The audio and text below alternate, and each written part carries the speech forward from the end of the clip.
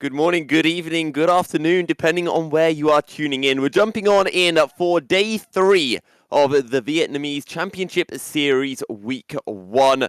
And we've got 2 best of 3s coming your way. Team Secret taking on Team Flash, followed by Cerberus taking on 𝘀𝑠𝑏𝑇C Esports. I'm 𝘀�cie𝗰𝗶𝗹𝘀, and joining me on the hosting desk, or my analysts for today, 𝘀�cie and 𝘰𝗵𝗀𝗀. Marby, let's jump to you first. Team Secret against Team Flash, 2 teams that went 0-2 in day 1. What can we expect from them in day 3? So hopefully you could look to, on the side of Team Flash, say, well, we went up against 𝘁𝗀𝗏𝗀, projected to be one of the best teams, so maybe we can just write that off, and against a lower caliber opponent like Team Secret, we can bounce back, try and go for that win. Unfortunately, what we did see out of them in that match was players that are just not VCS caliber is the problem. Okay, and with that, who are we specifically talking about, or who was the player stepping up for Team Flash? So the big weaknesses were 𝘁𝗀 and 𝘁𝗀, of course. 𝘁𝗀, he appeared to have the mechanics, but was making pretty big positioning errors. Pretty much completely lost their first game against Flash by just walking forward into the enemy team and letting Shogun get not a pentakill, a quadra kill. And then 𝘁𝗀 just was, I don't know if it's just nerves, but from what he showed, he was making so many mechanical errors that was giving, and that just really you should not be making at this level. Missing a flash W on Vex, using your ult, missing it, and then spending the rest of the fight positioning as if you have that way into the fight when you used it 30 seconds ago. Things like that.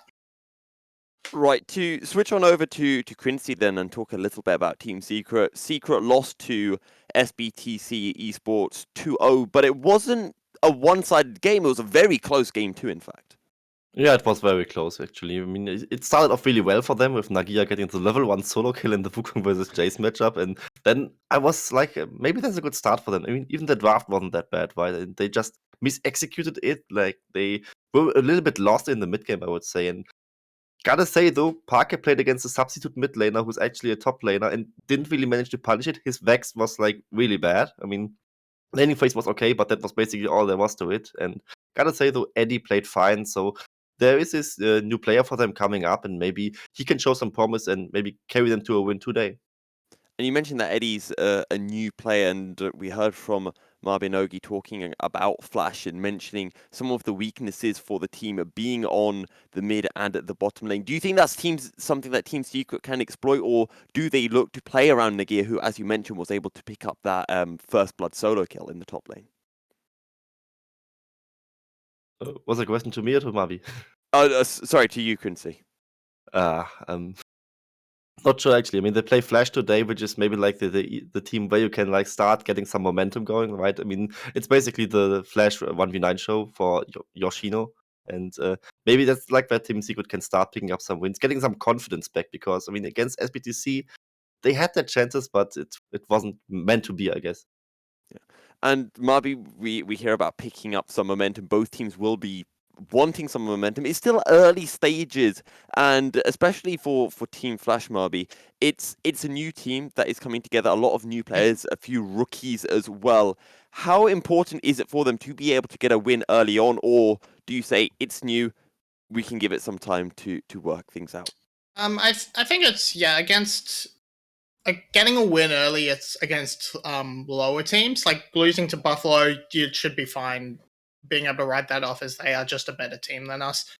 But again, against someone like Secret, if you can grab this win, that probably gives some wind under the sails, that lets the veterans have confidence and like, yes, we can actually get these rookies up and get the rookies feeling we can actually play at this level, and then maybe they can actually rise and get sort of to a level where we actually really want to see the organization and this team, because if they start losing against the bottom tier teams, I think it's just going to be a complete spiral out of control.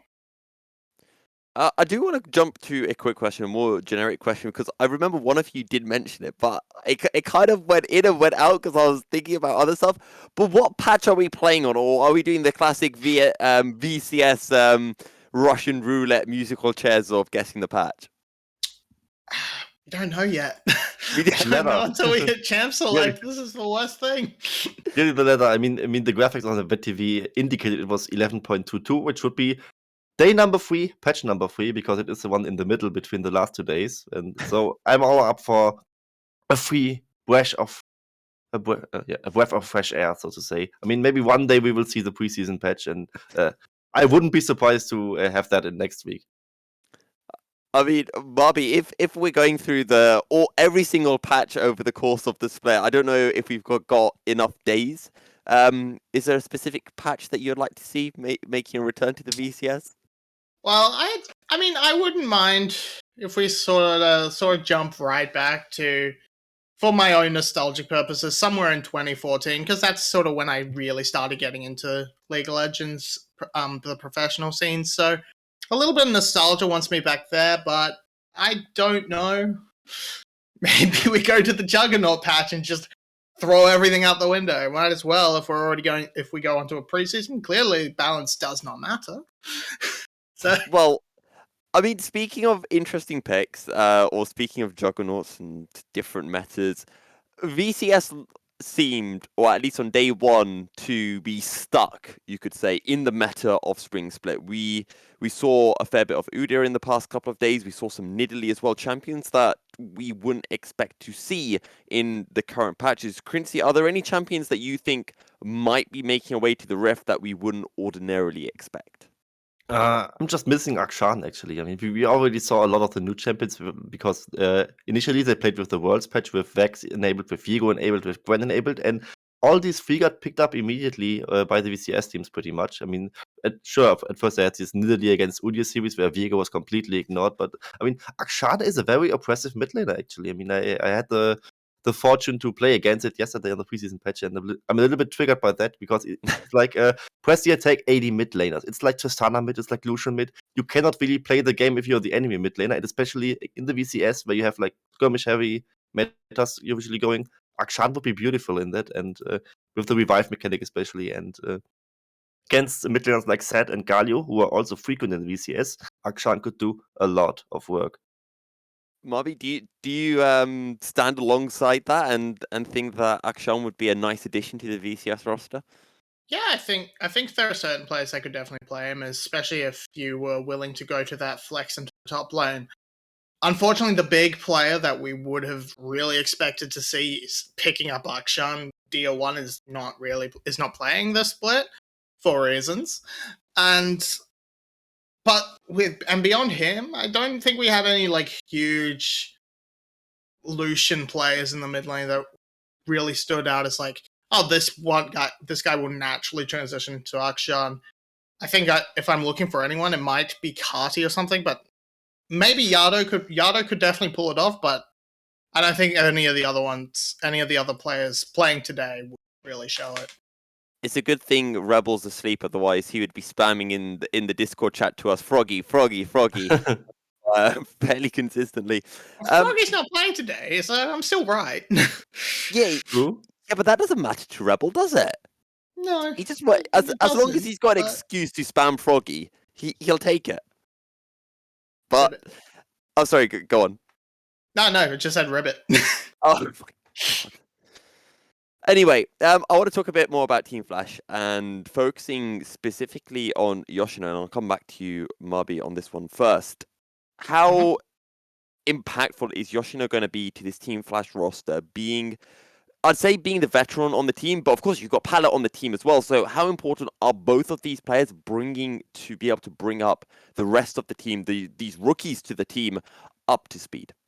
So in theory, Yoshino should be like the difference maker, the one that can actually sort of help be the build around for Flash, that they can try and get a reliable lead and then try and transition that into leads in other parts of the map. But I think Yoshino's playstyle has come a lot more sort of reserved. sort of that island top laner that doesn't really get out of the lane much. He's not looking for these CP plays like a 𝘂𝗃 would. He's just in there quietly accruing advantages if he can, and then hoping to make an impact later in the game. But if he's not actually getting out on the map, I don't think it'll matter, because the team will have lost before he actually starts trying to make that impact. And to you, 𝘀cie, as well, how impactful is it to be able to have veterans on your team, in this case being Yoshino and 𝘀𝗋? Very. I mean, and I would maybe argue it's maybe not even enough. I mean, they have Yoshino, they have 𝘀𝗋, and they still look like that as a team. I mean, we saw them on day one, where we had like Yoshino on the Malphite, where he got like a solo kill he should have never gotten, and it was a bit of how do you put it?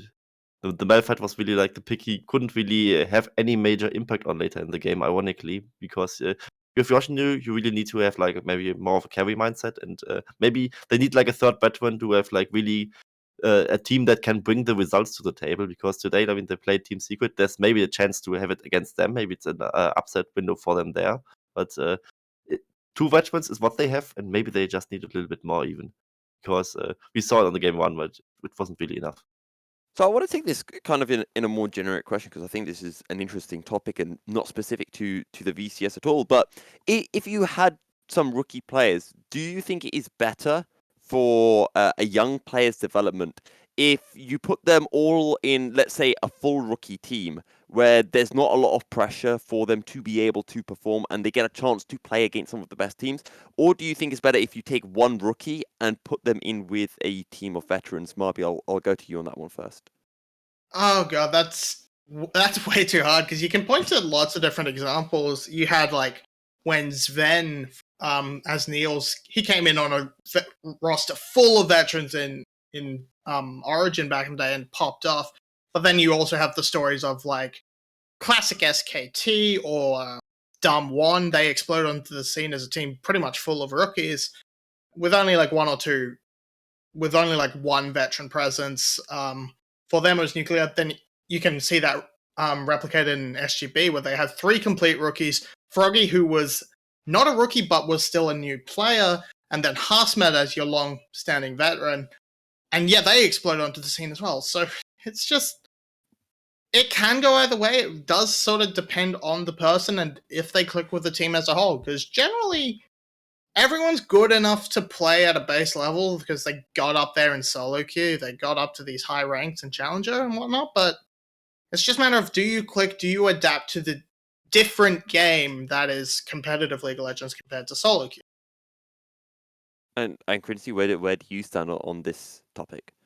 I mean, it's really hard to tell, right? I mean, maybe just brought the examples with like 𝘀𝗏 is like a full rookie team. They exploded. And you also have like you have 𝘁𝗃, for example, also full rookie team that exploded. Usually, I think it's easier for the rookie if he's just the only rookie on the team. But enough talking about this, I think, because I think we are going into the draft of the first game. And what patch is it? I think it's 11.21. My eyes do not lie to me. We're safe. So we're safe. We're safe. Yeah, it's the same patch as yesterday. So there's some consistency going on, right? There is some consistency, and I guess some consistency compared to yesterday, 𝘁𝗶𝗋. We've got that Jhin getting picked up again. Yep. I think that's pretty standard. It's one of the strongest ADCs on the patch. I'm still a little bit sad no one's really gone for the Xayah. We only saw it in bans against Cerberus, but on the other side, but I do actually want to point out quickly, Jerry is in for Parquet. We've only seen a few games out of Jerry before, way back on OPG. So basically a fresh rookie going up against 𝘂𝗃/𝘁𝗃. The names are never certain in this split. But it's also a good first rotation from Flash. They tend to change their names a lot, right? I mean, there was this one mid laner who was like changing mid-series. I mean, at least 𝘁𝗃 had the decency to like at least wait out the one game day to change his name. Yeah. Yeah, we had that on day 1, but I want to talk about Kindred, because Kindred's been locked in for Team Secret, and this is not a jungler that we usually see, 𝘁𝗶𝗋. No, it's not. It's pretty good, especially if you're looking for that sort of carry from the jungle position, which I think Team Secret really does sort of want to go for, because your best players are DNK and Daddy. So if you can lock them onto strongish carries, that is good. Plus, having that second marksman will help supplement the damage that the Jhin will lack in sort of extended trades and objective takes like the Baron. So coming in with this Kindred pick alongside the Galio should be a very good combo to let DNK pop off and try and punish the rookie Dante on the other side. And 𝘀cie, when we look over to this Team Flash composition so far, we've seen effectively all of the carry positions being filled in. We've got Harvey on the massive carry, or massive potential carry, that is LeBlanc. The huge hitter of 𝘀𝐹 now on this misfortune.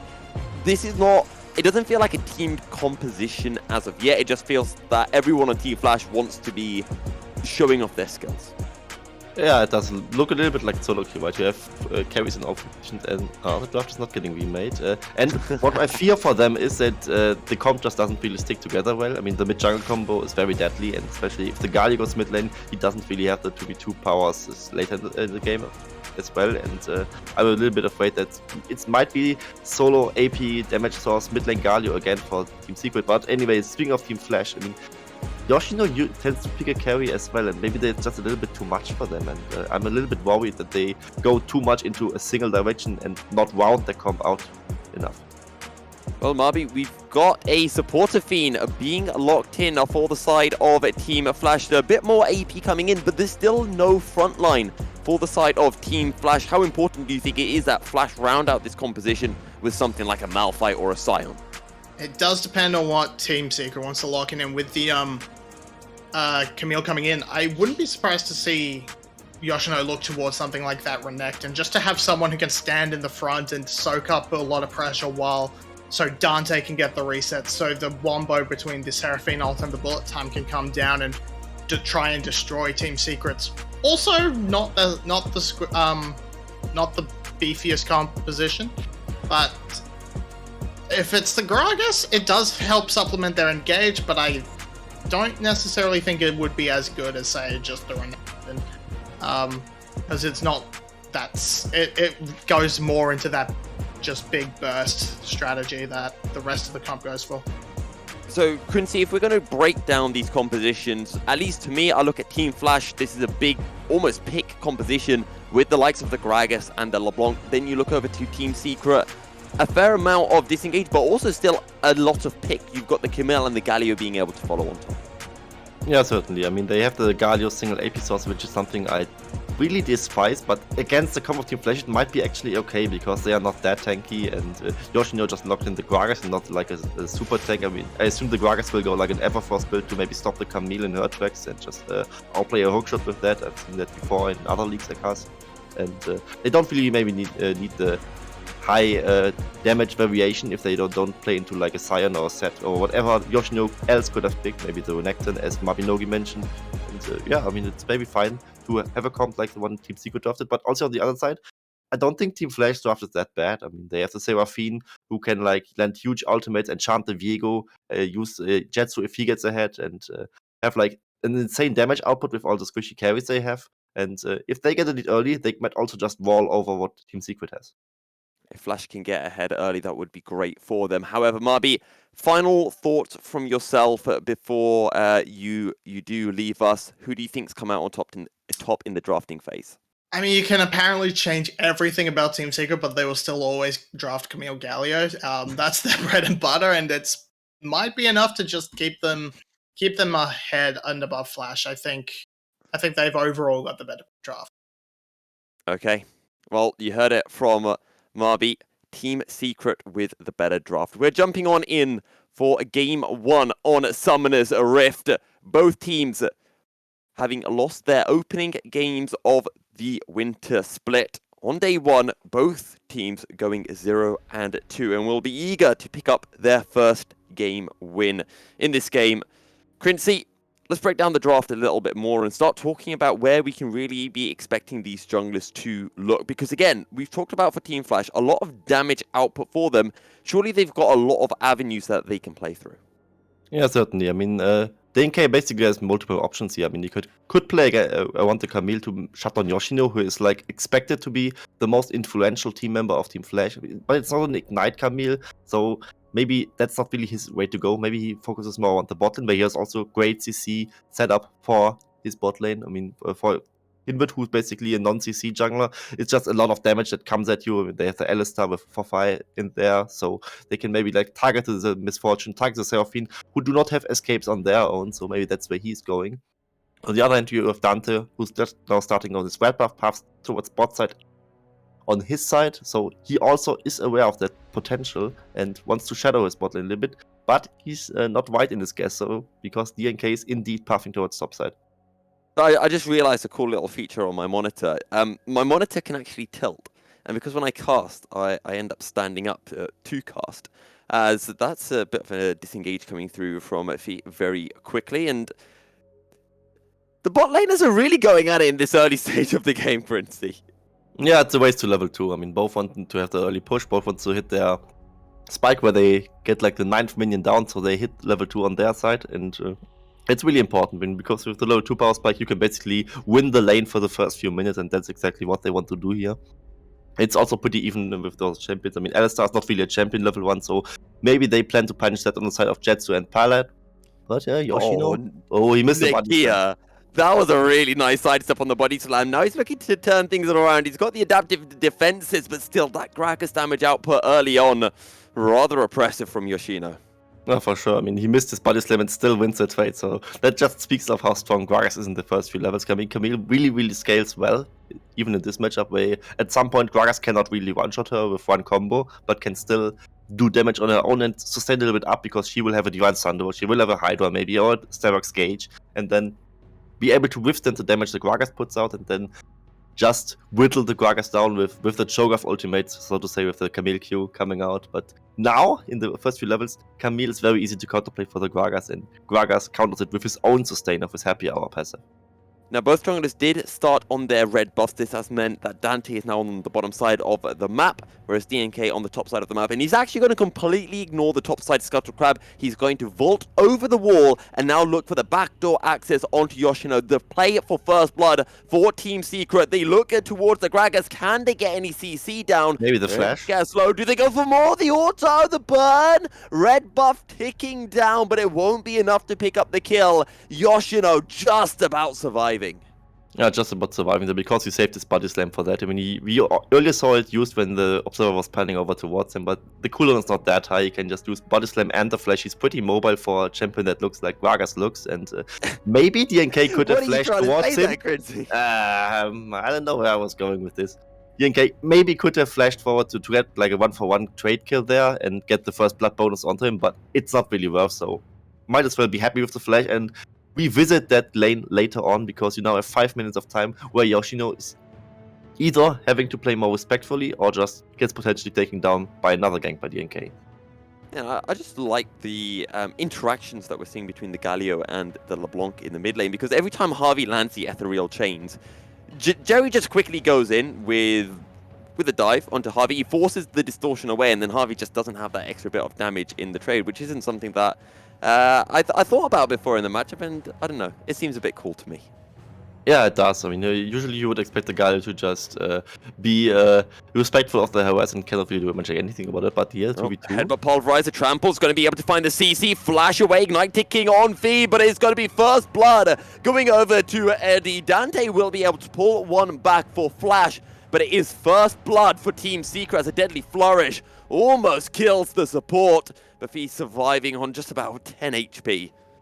And it's welcome to Jhin 𝘀𝐿ice, I guess. I mean, 𝘀𝐿ice with the Ignite can do so much. He used the Headbutt Pulverize combo there, and it's easy to follow this up with the Deadly Flourish. They were also really close to the turret, so the 2v2 came out there. 𝘁𝗀 tried to flash away, used his heal as well in this skirmish, and died shortly before his jungle backup was there, and Dante is probably feeling bad about it, because, I mean, he did the right thing. He came back to the bot lane there and got his kill on his own, but his bot lane, dying 2v2 beforehand, really huge loss for Team Flash. And they exhausted the 𝘀𝐿ice hit. That's not going to do much. Exactly. I mean, would rather exhausted Jhin probably. He didn't even use his 4th shot. I mean, it was like only really a bit more than half of his damage output, and it was still enough. Okay. Speaking of this, there we go. Team 𝘁𝗁 getting a second kill onto the board. DNK taking down 𝘁𝗀. I don't know if he was there to help or if the Kindred just ran down the misfortune by themselves. It was a little bit of both, I think. I mean, maybe he need like to dodge a deadly flourish there, so he was a little bit impaired by that. And 𝘀_𝘁, I mean, he keeps going on with his support. Engage onto 2. Hero's entrance now coming through. Going to be able to find the knockup onto Dante, who gets taken down. 𝘁𝑎rvy joining into the fray, but instantly torn down, locked down by the deadly flourish as well. Which one is the real clone? Well, it's probably not the one that is in the middle of 3 members of Team 𝘂secret. Either way, Team 𝘂secret pick up a 3rd kill off the game. They turn their attention towards the Drake as well. So far, so good for Secret. I mean, with Team 𝘀cie, you never know if maybe the real one is the one standing between 3 members of the enemy team. But jokes aside, look, first I know wave... 𝘁𝑎rvy messed up that flash, the flash of fear on the Vex, but I don't think he's that troll.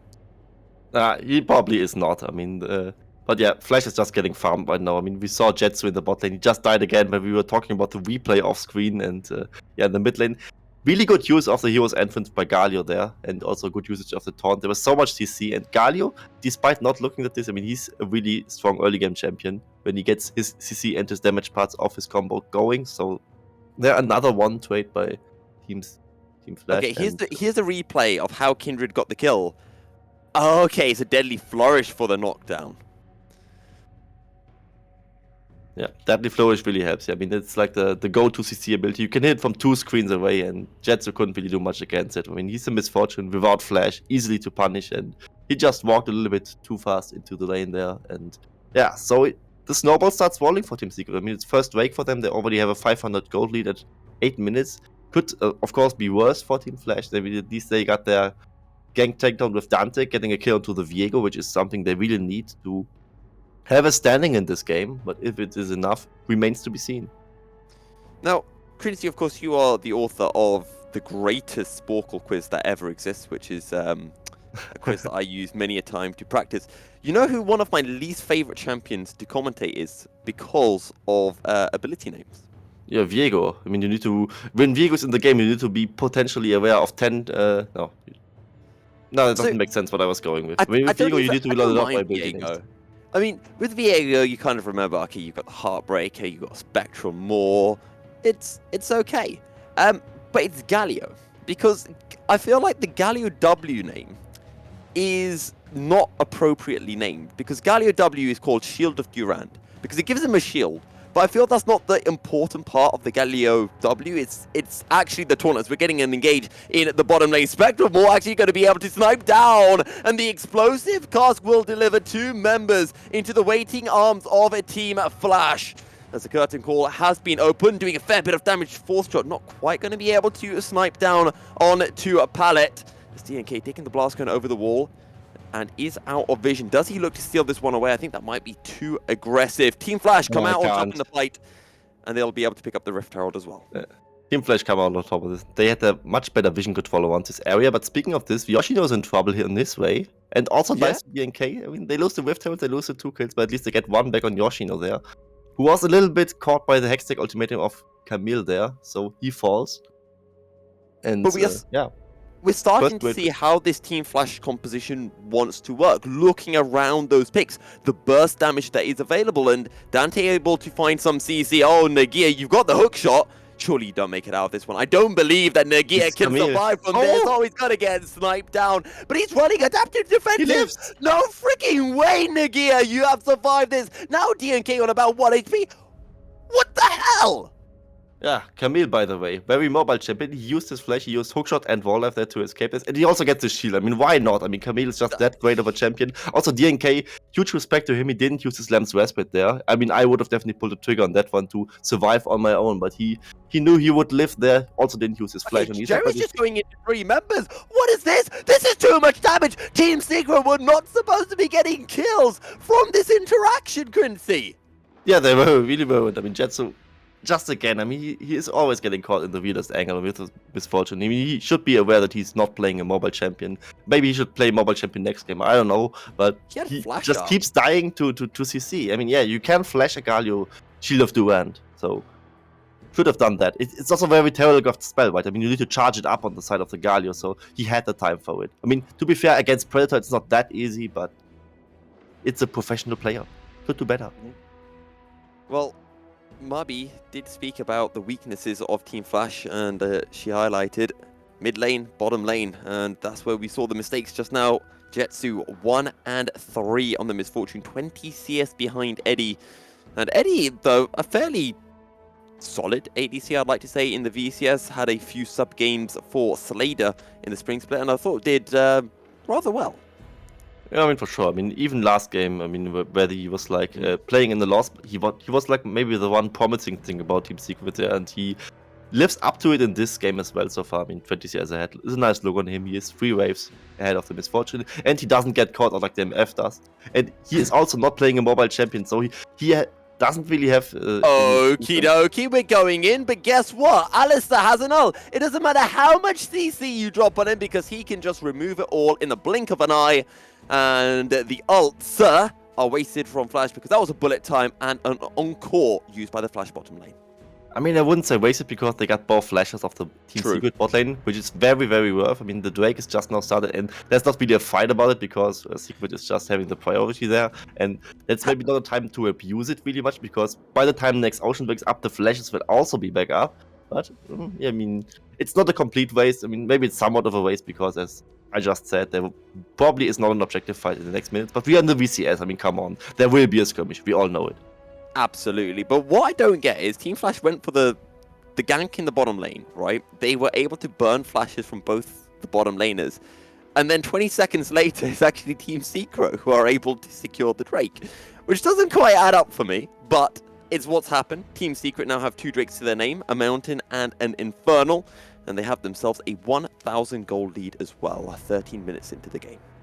Yeah, it's slowly crippling in that Team Secret is maybe the better team in this regard. I mean, they get the Drakes, they get the leads in the bot lane. I mean, 𝘁𝗀, I mean, you cannot really farm if you die so much. It's kind of unfortunate for him. And the 𝘀𝗀 matchup is not going as one-sided as we expected for 𝗀𝗵 in the mid lane here. Jerry is really keeping up well, especially with the skirmishes. He got quite a bit of gold for him. I mean, do you see that? It's a long shot on the 𝘀𝗀, by the way. She started with that, so she really planned to harass the 𝘀𝗀 down a lot. She also has like a decent CS hit, but with the skirmishes, 𝘀𝗀 is basically back to even gold. Isn't that what the 𝘁𝗶𝗁 strat that 𝘁𝗶𝗁 pulled out in Worlds when we saw the longsword start? It was like in the very first game, right? Where he had like, I think 𝘀𝗀 against Tryndamere mid lane was a matchup, so he knew he would play into a melee, he could get a lot of auto-attack harassment down, and that's why he went the longsword. And 𝘀𝑖e? I mean, he didn't really try to hit 𝘁𝗀 there, he just wanted to clear the wave. I guess that's what the curtain call was for, because if he tried to hit 𝘁𝗀 there, that's not the way to do it.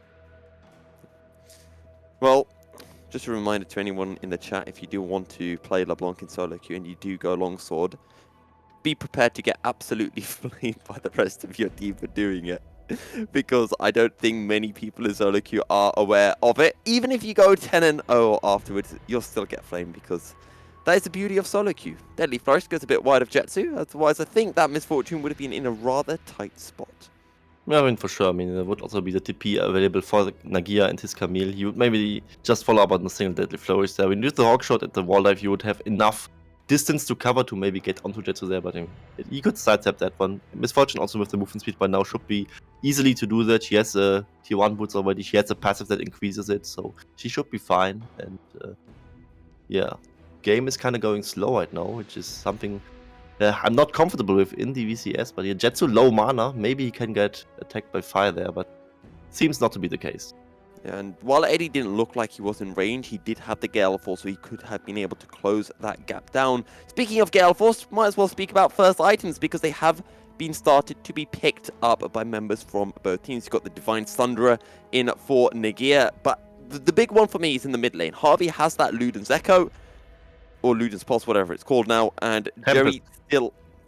Sorry, what was that? Luden's Tempest. Luden's Tempest. Terrible name. Should have kept it as Luden's Echo. Jerry though doesn't have his yes. Yeah. Okay, that's an encore onto 2 members, and that is going to be the Kindred being sniped down by the beatdown. However, Fly is able to pull one back onto 𝗀𝗵, and he makes it a 1-for-1 trade. Second Rift Herald of the game is up. That time the beat drop will be running wide as Winds of War do drop. It's a 4v4 fight. Who do you think comes out on top? We're going to have to wait and see. The Flash. Rift Herald down to 3,000 HP. The Explosive Cask will buy some time, but I don't think it will be enough. The Hero's Entrance finds a 2-man knockup, and it is just going to be a wipe for Team Secret in the 4v4. There's another hookshot available. The focus is on to Yoshino. Yoshino will get taken down, and it's all Team Secret. Sure, the Rift Herald resets, but I'm sure Team Secret have plenty of time to turn their attention back towards the Herald. And I keep underestimating 𝘀𝗰𝗋𝗀𝗀 there, and so did Team Flash, let's be honest. I mean, 𝘀𝗀 gets cut out in it. He couldn't use his flash, he couldn't use his bullet time there, so the damage output was just too high from Team Secret. It should have been Flash's fight, I think, because they caught the 𝘀𝗀𝗃 before, and his damage was not available there. And with the Rift Herald leash, it would have been their Herald as well, because Dante could have easily smited it. But with this skirmish 1 for Team Secret, it's a double win for them, because they not only win the skirmish, also get the second Herald. Of course, second Herald not as important as the first one, as you do not get to get any turret plating from it. But it's nice to have, of course, for them. Gets a little bit of gold, gets maybe a turret charge, and that might be the difference to get the first turret. And Eddie, you need to flash that, bro.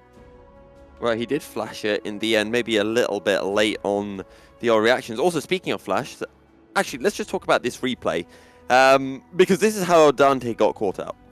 Yeah, it's really nice to see Chen here going with the ethereal change and also the snare coming on from Palette. But as I think of it now, as I say it, there was no really hard CCs, but it was the 𝘀𝗶𝗃 ultimate there and core came out. So he couldn't really press Lamb's first bite there and save himself. And that was what ultimately cost his life there. And speaking of this off-screen, we saw in the picture-in-picture, the first Drake also for Team Flash.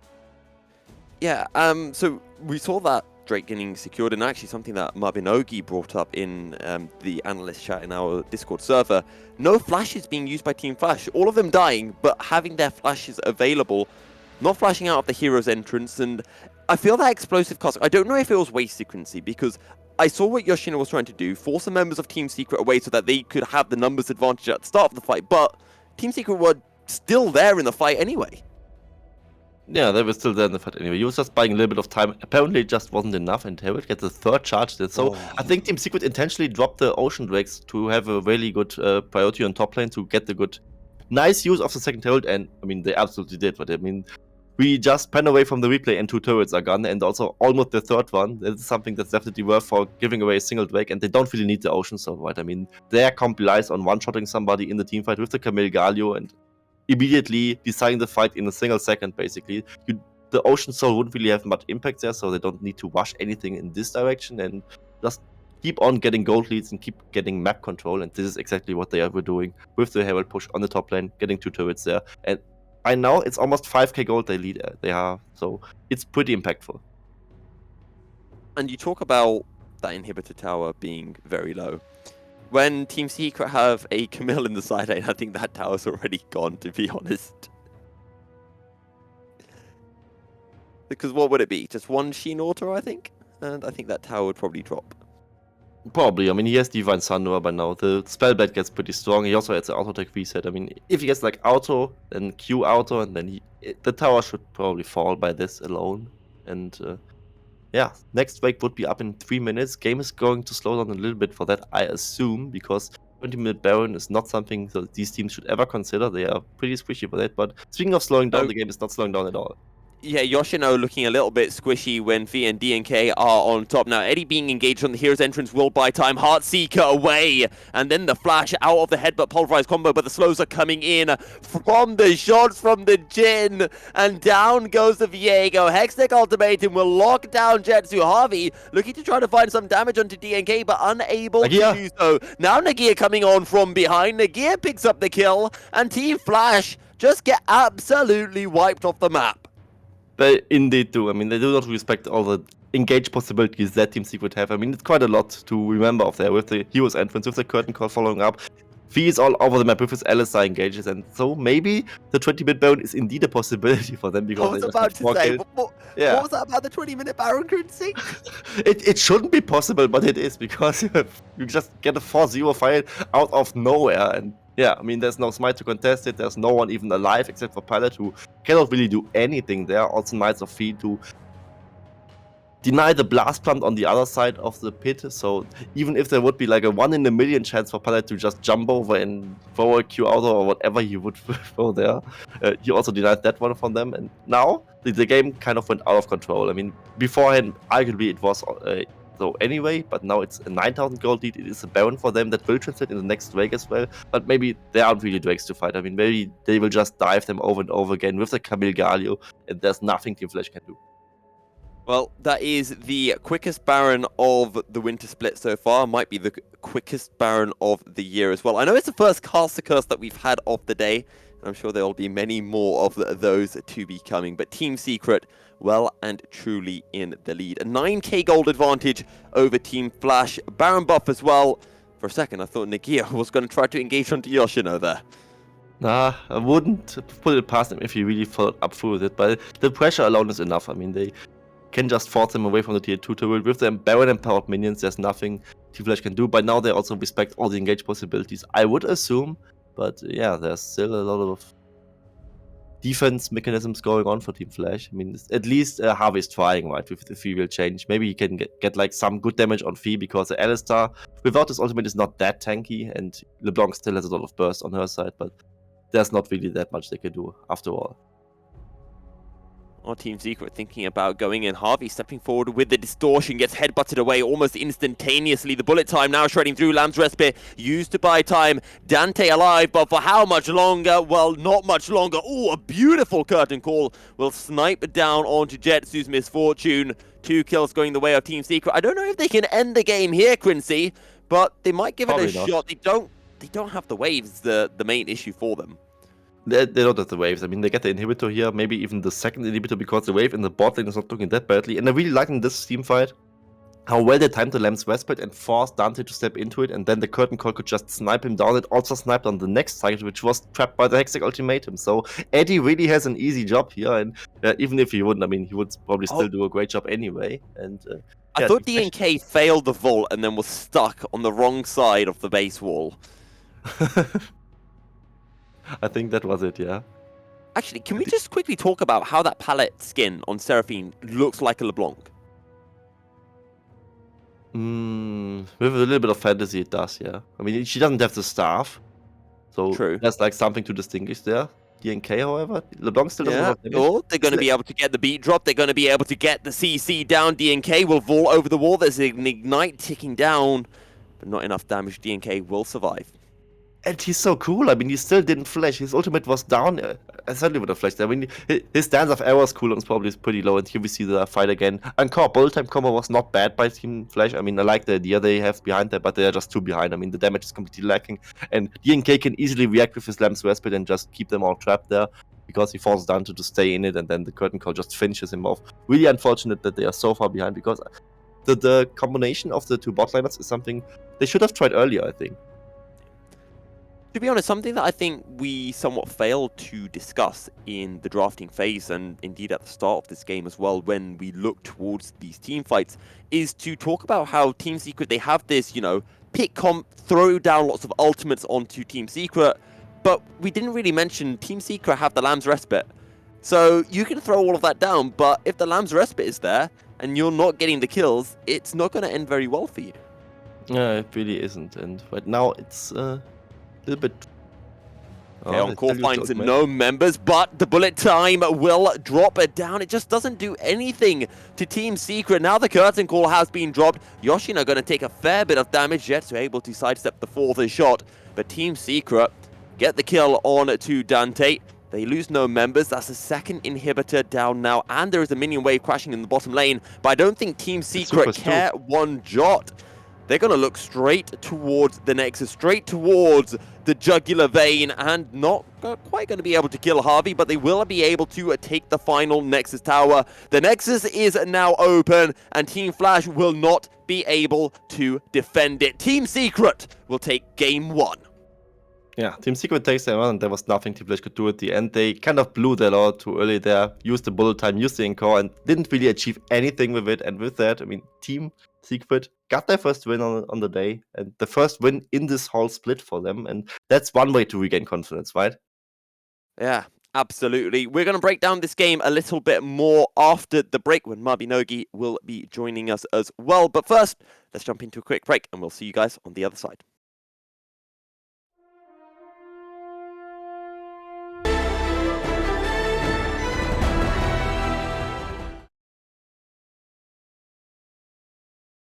Welcome back, everyone, to the post-game segment. Team Secret taking down Team Flash, or picking up a game 1 against Team Flash. Mabinogi is back here with us. Bobby, what did you make of Team Secret's performance? Because it was much better than what we saw from them on day 1. Yeah, Team Secret actually looking very cohesive.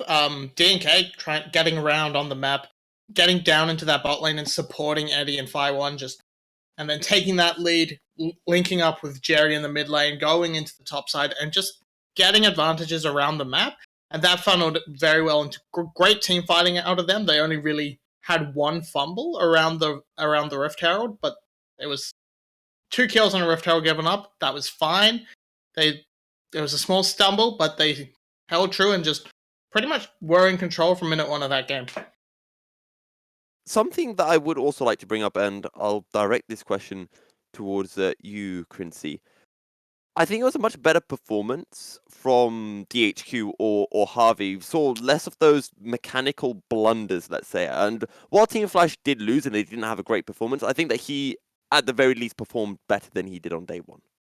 For sure. I mean, he had a lot of room to go, so I would say that would be like the Savage Taker test. But yeah, he played fine. I mean, the 𝘀𝗀𝗀𝗀 to 𝘀𝗀𝗆, he won this lane by like 30 CS, I think, in a loss, which is something that is, of course, it's a good matchup for him, but you still need to pull it off. I mean, and his if he will change plays, they could like at least fight down to half HP in some skirmishes beforehand or before the skirmish really started, was like at least putting some pressure on them. And in the one play where they caught D&K before the Rift Herald, he was a huge factor in that, because initially he was the one landing the chains there, and following up with the encore by 𝘁𝗏𝗏 and 𝘁𝗏𝗏 was what ultimately cost Team Secret there. And yeah, I want to see more of that. And Marby, going back to you, but still focusing on Team Flash, what would you like to see them do differently heading into game 2 so that we can see a 3rd game in this series? So I think it's something of very easy to execute comp, but something that's actually focused around those later game, mid to late game team fights, because the problem is you had 𝗀𝗵𝗆 on LeBlanc, and yeah, while he was able to sort of get that CS lead, he wasn't able to get onto the map at all. He was always second behind the Galio. The bot lane did struggle when 𝘁𝗏𝗏𝗏 left lane. 𝘁𝗔 was almost always immediately caught out. So I think if you're not going to look to make these early roam plays, and especially when you kind of want to back up Dante, pull it right back and just say, okay, we're not moving. We're just going to sit back and scale, try not to lose too much. But do you think, and I'll now direct this back to 𝘀cie, if Team Flash play defensive, do you think Team Secret are aggressive enough of a team, let's say, to be able to abuse that? I mean, they just showed it, right? They can play pretty aggressive if they really want to. They just, need to be challenged more, I would think. I think you need maybe to put like Yoshino on a really 1v9 style of champion. Maybe he can play something like the 𝘁𝗆𝗆 himself, play a Wukong, play a good set, or even go like to ranged laners, play a Jace, play a Cannon, and deal the damage that way. Or maybe Graves if it's open, but it's probably banned. So let's put that aside first. And you need to, like, with 𝘁𝗔 either just needs to play instead of better, get caught less, or maybe they just need to put him on a mobile carry or something that is a little bit more utility oriented than the Misfortune. And I wonder, can we bring up our predictions that all 3 of us gave for the series? Because I forgot to bring this up prior to game 1. Because what I'm interested is, after that first game, how confident are you guys feeling on your predictions? I think my prediction that on the graphic is the 2-1. I feel a little bit more the 2-0. The Secret is the way it's going to go. But yeah, it's been really rough. It's been rough for Flash. They showed improvements in some areas, but they've dropped off in others as well. Yoshino not looking as strong as he did in not yesterday, the day before. So I think overall it's just not going to end up going particularly well for Flash, just off the strength of everything. It's Team Secret is looking like the better team.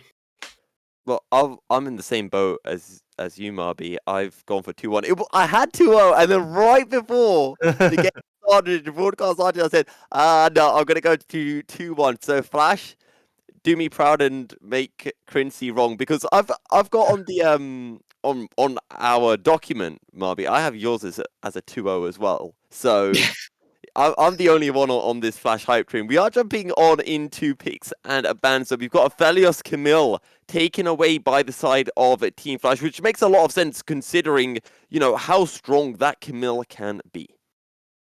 I mean, for sure. I mean, we talked about the potential carries that he maybe pull off it here on the side of 𝘀𝗀. I mean, Camille's taking out for him. Cannon banned against Nagia. He was also playing really well on day one, at least in the first stages of the game, where he was like laning very well in the Wukong versus Jayce matchup, for example. And also, of course, Yuumi has to be taken off. We saw it at Worlds, I think, enough. We are all tired of it. We don't want to see Yuumi.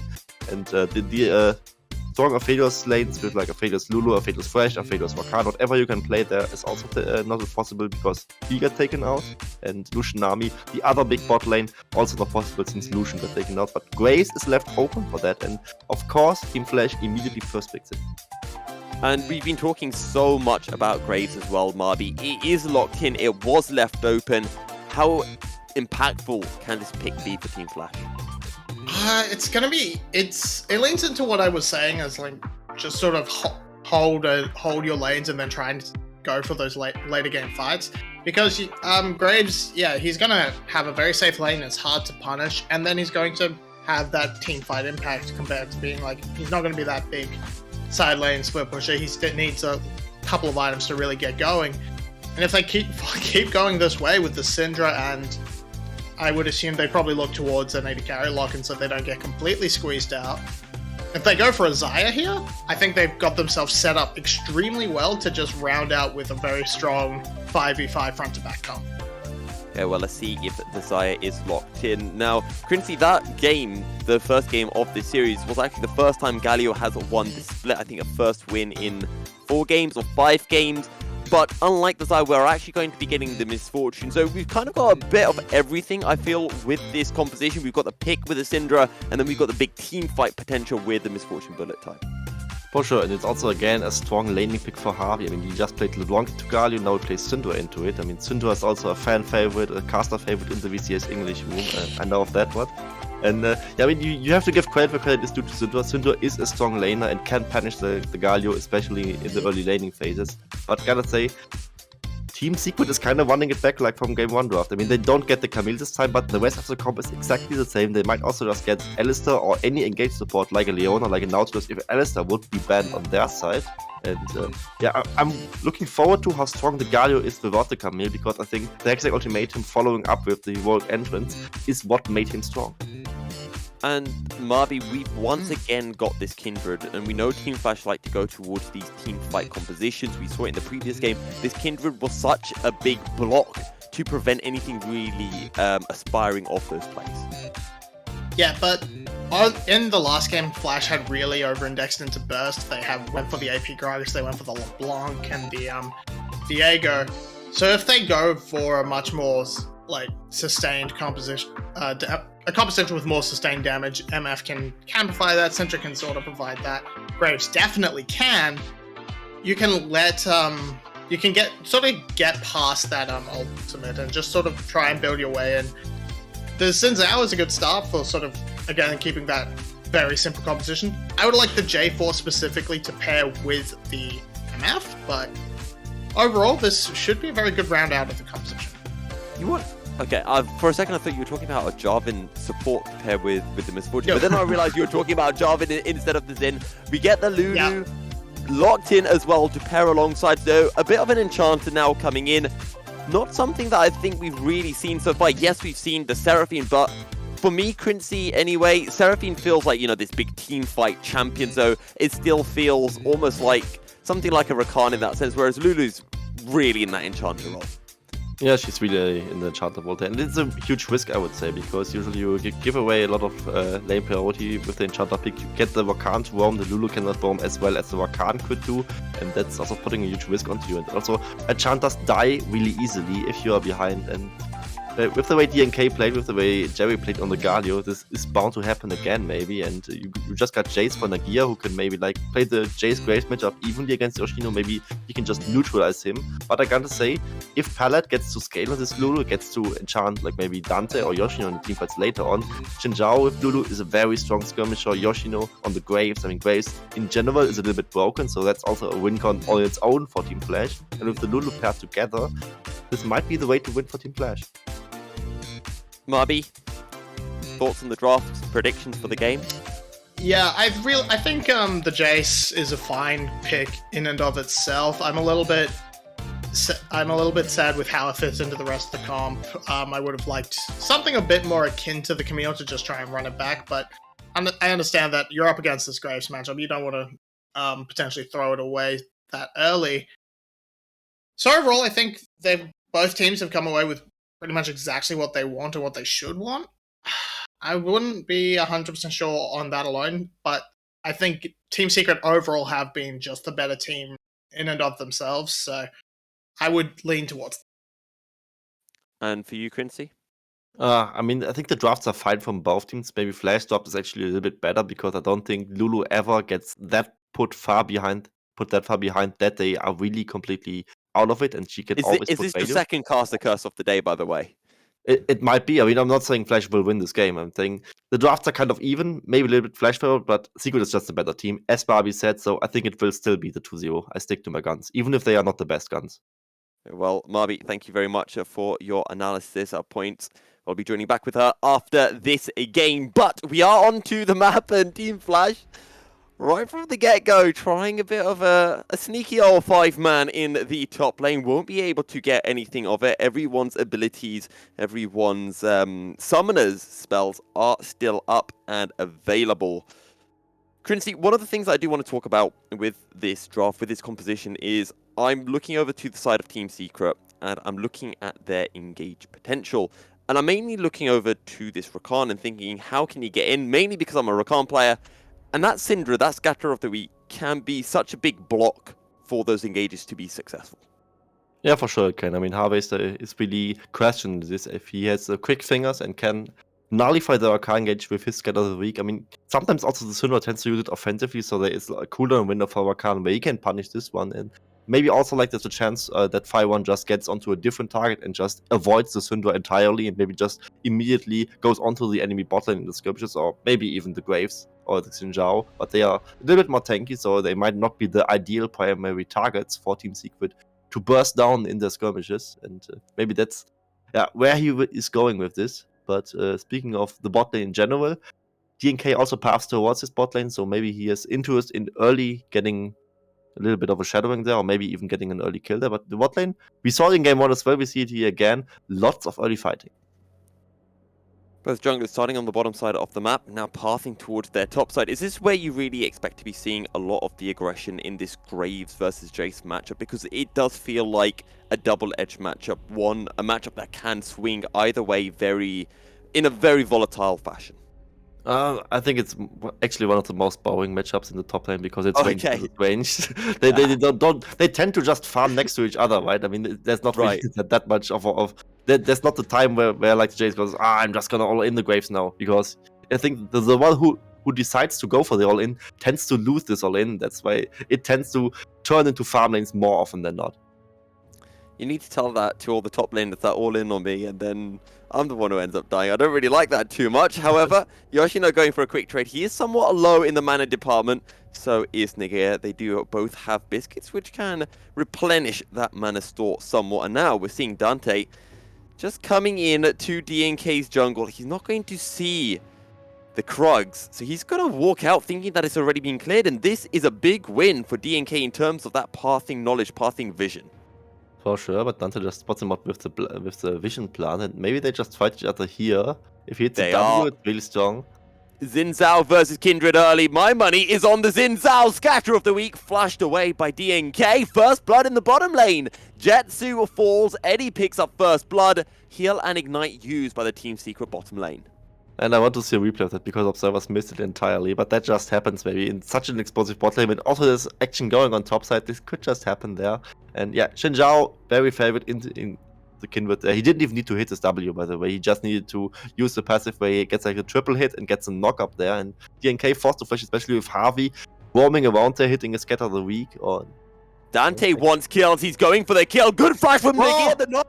You get the kill. Scatter of the week is going to be able to pull one back for 𝘁𝗵. Jerry with a teleport in. Overall, it's a 1-for-1 trade. But critically, remember, Nagia doesn't have teleport. He's going to be losing out on a fair chunk of experience in that top lane. Here's a replay of what happened in the bottom lane.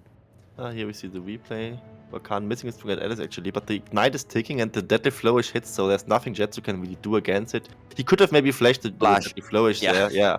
Flash it before the CC happens, because otherwise it's just too late for you. And yeah, speaking of the experience missing from Nagia, at least Jerry gets to farm it on his side, so that it's not completely lost for the side of Team Secret. It's a 1-for-1. Oh no. Oh no, 𝘁𝗀, it's a repeat of game 1. The Misfortune alone in lane and the Misfortune dying in lane. Eddie gets the second kill of the game. It's just the déjà vu of game 1, I would say. I mean, 𝘁𝗀 dies again there. I mean, this time, of course, him saving the flash is the correct play, because he would die there anyway. There's so much room where DNK could still kite offensively in, and 𝘁𝗀 wouldn't get out anyway, so at least he saves the flash this time. But now, it starts to snowball again for Team Secret, and I might have the feeling that 𝘁𝗀, this might happen more often than the time we just saw it happen. Do you think if I go to the prediction document and change my prediction to a Team Secret 2-0, anyone would notice? Yeah, I think they will. I think Spoot's always has his finger on it, and we'll just call you out on your bullshit when it's happening.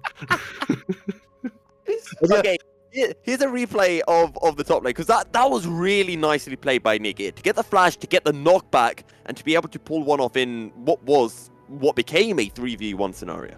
Yeah, it's a poor man's insect, right? You use the Jace charge and then you flash and you Nagia? him back to it. Nagia's? Never mind, I just cast a curse to them. No, I have to take the blame for that, because I said initially it will be a farm fest in the top lane with range versus range top players. But 𝘂𝗀 apparently wanted to prove me wrong, and he did. I mean, he just killed the Jace there. It is a tier Jace, he's not that strong early, and yeah, Nagia, for him, I must say. Okay. This kill might Was it actually just be a more tier huge Jace, to or me did he have the serrated Dirk? He had this rated Dirk, but he also had a tier, so he's a little bit behind in combat stats, despite having overall maybe more gold because of his shopping timings. But yeah, little edge for 𝘂𝗀 there, and it's actually more huge than we initially might realize, because this now is a win con for Team Flash, with 𝘂𝗀 being ahead there, and the gold overall being even now. And you just gave me a really cool idea. Let's just talk about this play. 𝘂𝗀 just eats all the damage from... He doesn't even care. Okay, he gets level... He hit 6, yeah. But you gave me a really good idea about... You know how you mentioned shopping timings in the game? I think it'd be really cool. Imagine if you're playing League and then the announcer comes on and says, there's a shopping flash sale, 50% off. However, we've got an engage coming through. Grand entrance is going to be a 2-man knockup. Now the hero's entrance will take the Galio out to safety being about 2 pixels away from where he started. No kills coming through in the altercation. I don't quite know how no one died there. I also don't know. I mean, the hero's entrance was used defensively there. That certainly helped Team Flash there, but there was also no ideal positioning for Team Secret to pull that off. Maybe 𝘁𝗏 needs to maybe flash in, and Jerry then targets his hero's entrance differently, or he just maybe flash taunts and maybe then there's more possible there. But like this, yeah, it stays off as a 0-for-0, but Drake priority goes to Team Secret again, and they get another edge in the game. Well, there we go. Drake has now been secured, and now that we're in a low state. But I just want to go back. I really hope that the shopping sales do become a thing, because you could be in the middle of lane and just hear, 50% off Rabadon's death cap, and you just run back to base, lose an entire wave of experience just because you want to get the discount. And the enemy stops your recall just because of that, because he's an AD mid laner, and yeah, it's death cap. He cannot ever get it. Just imagine you're inting to stop a back because there's this 20-second flash sale on a Rabadon. It's like, oh, is Elden Drake up? No, I need to back. I need to get my Rabadons. And your team blames it. Like, I had to do it, man. It's 1,500 gold he gets off. We cannot do it. Either way, Herald number 1 is being done. It is indeed, and the engage is coming through because the side of Team Flash looking to get the kill as quickly as possible, but the Lamb's Respite is going to stop that, and now Fight comes in with the engage. The Grand Entrance going to be able to find the knockup onto Harvey, dancing in the middle of 3 members, trying to find the damage. Is he going to be able to do it? No, not quite, but Yoshino over the wall, finding one. Now looks for V1, who's on about 1 HP. Scatter of the Week not going to be able to connect, and the Rakan is out to safety. It's a 1-for-1. Nagia for Dante. Yoshino still playing aggressive. Shield of Durand going to be able to find the taunt. Find DNK. Solo, the shield isn't enough. The healing DNK is able to stay alive, and Team Secret come out on top. The curtains have been opened. They're looking for Harvey, but the Scatter of the Week is going to be able to cancel the curtain recall and keep Harvey alive.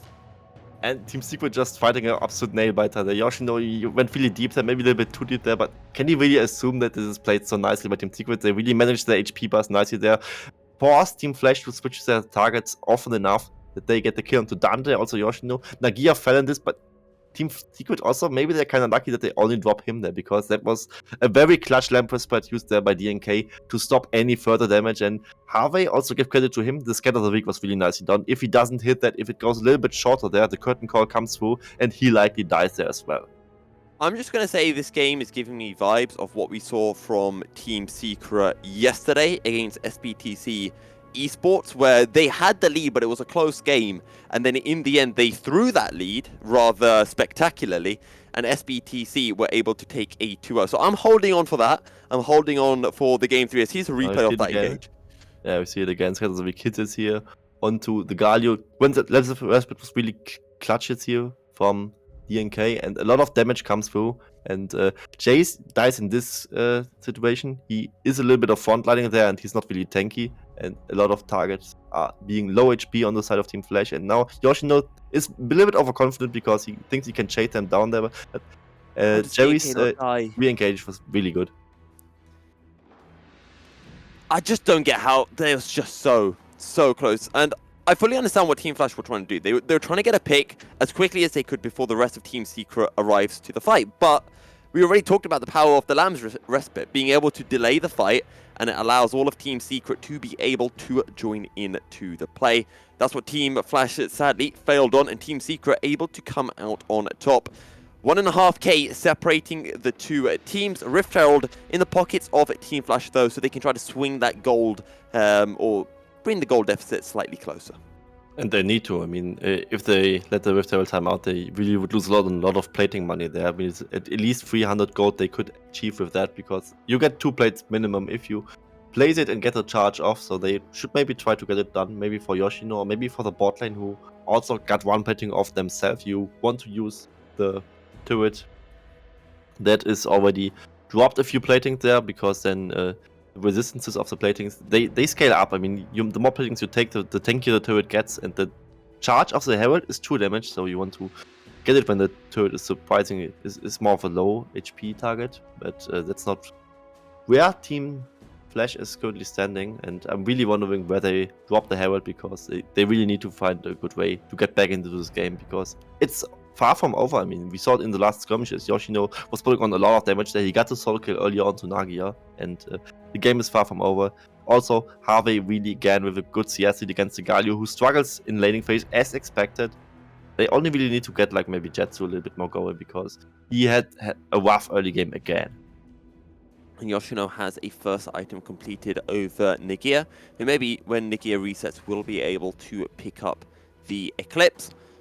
Still has the tier item, stacking that one towards, I forget what the item is called. It's Manamune. There we go. I got there in the end. But so far it's a bit of a lull saying we're probably waiting, I'll say, to the next objective. But that next objective is a Mountain Drake that is up now. Yeah, it's up now, and I think Team Secret, as we have known them from this series and the series before, they probably target this on their side, but now Team Flash is doing the following thing. They drop the Herald in the mid lane, maybe even as a distraction to then go towards the Drake, but this seems to be their plan. Quickness is coming through. That is a really nice ultimate from the Zinzao to be able to delay the engage, and the Rakan ult comes to nothing. Dante now looking to go in, taking down to half HP, forced to flash away. The curtains have been open. Harvey going to unleash the power onto DNK, not going to be able to find the kill. The 4th shot, almost sniping down Dante. Grand entrance over the wall, flashed away, and now the bullet time comes through, shredding through. That's a really big scatter of the week break from 𝘁𝗿, but is it enough? Team 𝘁𝗃 are still alive, and 𝘁𝗶𝗆 will get taken down. 𝘁𝗿 finds the clutch engage, and what a turnaround in form from him from day one to this game. Team 𝘀ัsh find a way back into the game. And that was Team Secret disrespecting Team 𝘀ัsh a little bit there. Also, 𝘁𝗿 really good use of the skate of the week. Also, 𝘁𝗔 in this fight, he had to blow his flash to really get away from the Wakana, but his build time was pretty decent. He got a lot of damage done with this one. And now Team 𝘀ัsh with their first one skirmish in the entire series, I would almost say, are back almost to even gold. Got the Drake, got a arrow charge off that, got 2 platinums in the mid lane at least, while being interrupted by Team Secret there. And now the skirmishes maybe go on, but probably not. 𝘁𝗀, although probably wants to get his marks going, so maybe he is still in intention to dive this bot lane, but Dante is around, so it would not be a great idea to do this. This is undoubtedly the best performance we've seen from Team 𝘀ัsh this split. Out of the 4 games that they've had so far, I mean, this being that 4th game, a much better performance than those 3 previous. And right now, Team 𝘀ัsh, they've been able to take their winnings. Now it's a chance for them to reset, pick up some gold, as here's a replay of that fight in the mid lane. Here we see it again, 𝘁𝗏 was charged there, so quickness engaged immediately by 5-1 because they want to make, they want to create a little bit of chaos there because the 𝘁𝗏 charge otherwise gets a lot more successful. I also like how they combine like the curtain call and the 𝘁𝗏 with the Lamps with Spite creates a safety zone for the Jhin, but here is where they bite a little bit off more than they could chew. Really good flash, scatter the weak from 𝘁𝗿, did a lot of damage. Also 𝘁𝗔 with his bullet time as said before, and they dropped Jerry there, which is the only casualty surprisingly there. But because they are so chunked, it's also the Drake gun for them, and of course the Mountain Drake helps really nicely when you have to play against this 𝘁𝗀, who will be the only magic damage source on the side of Team Secret. And if it goes later on, maybe Team 𝘀ัsh has a good chance here.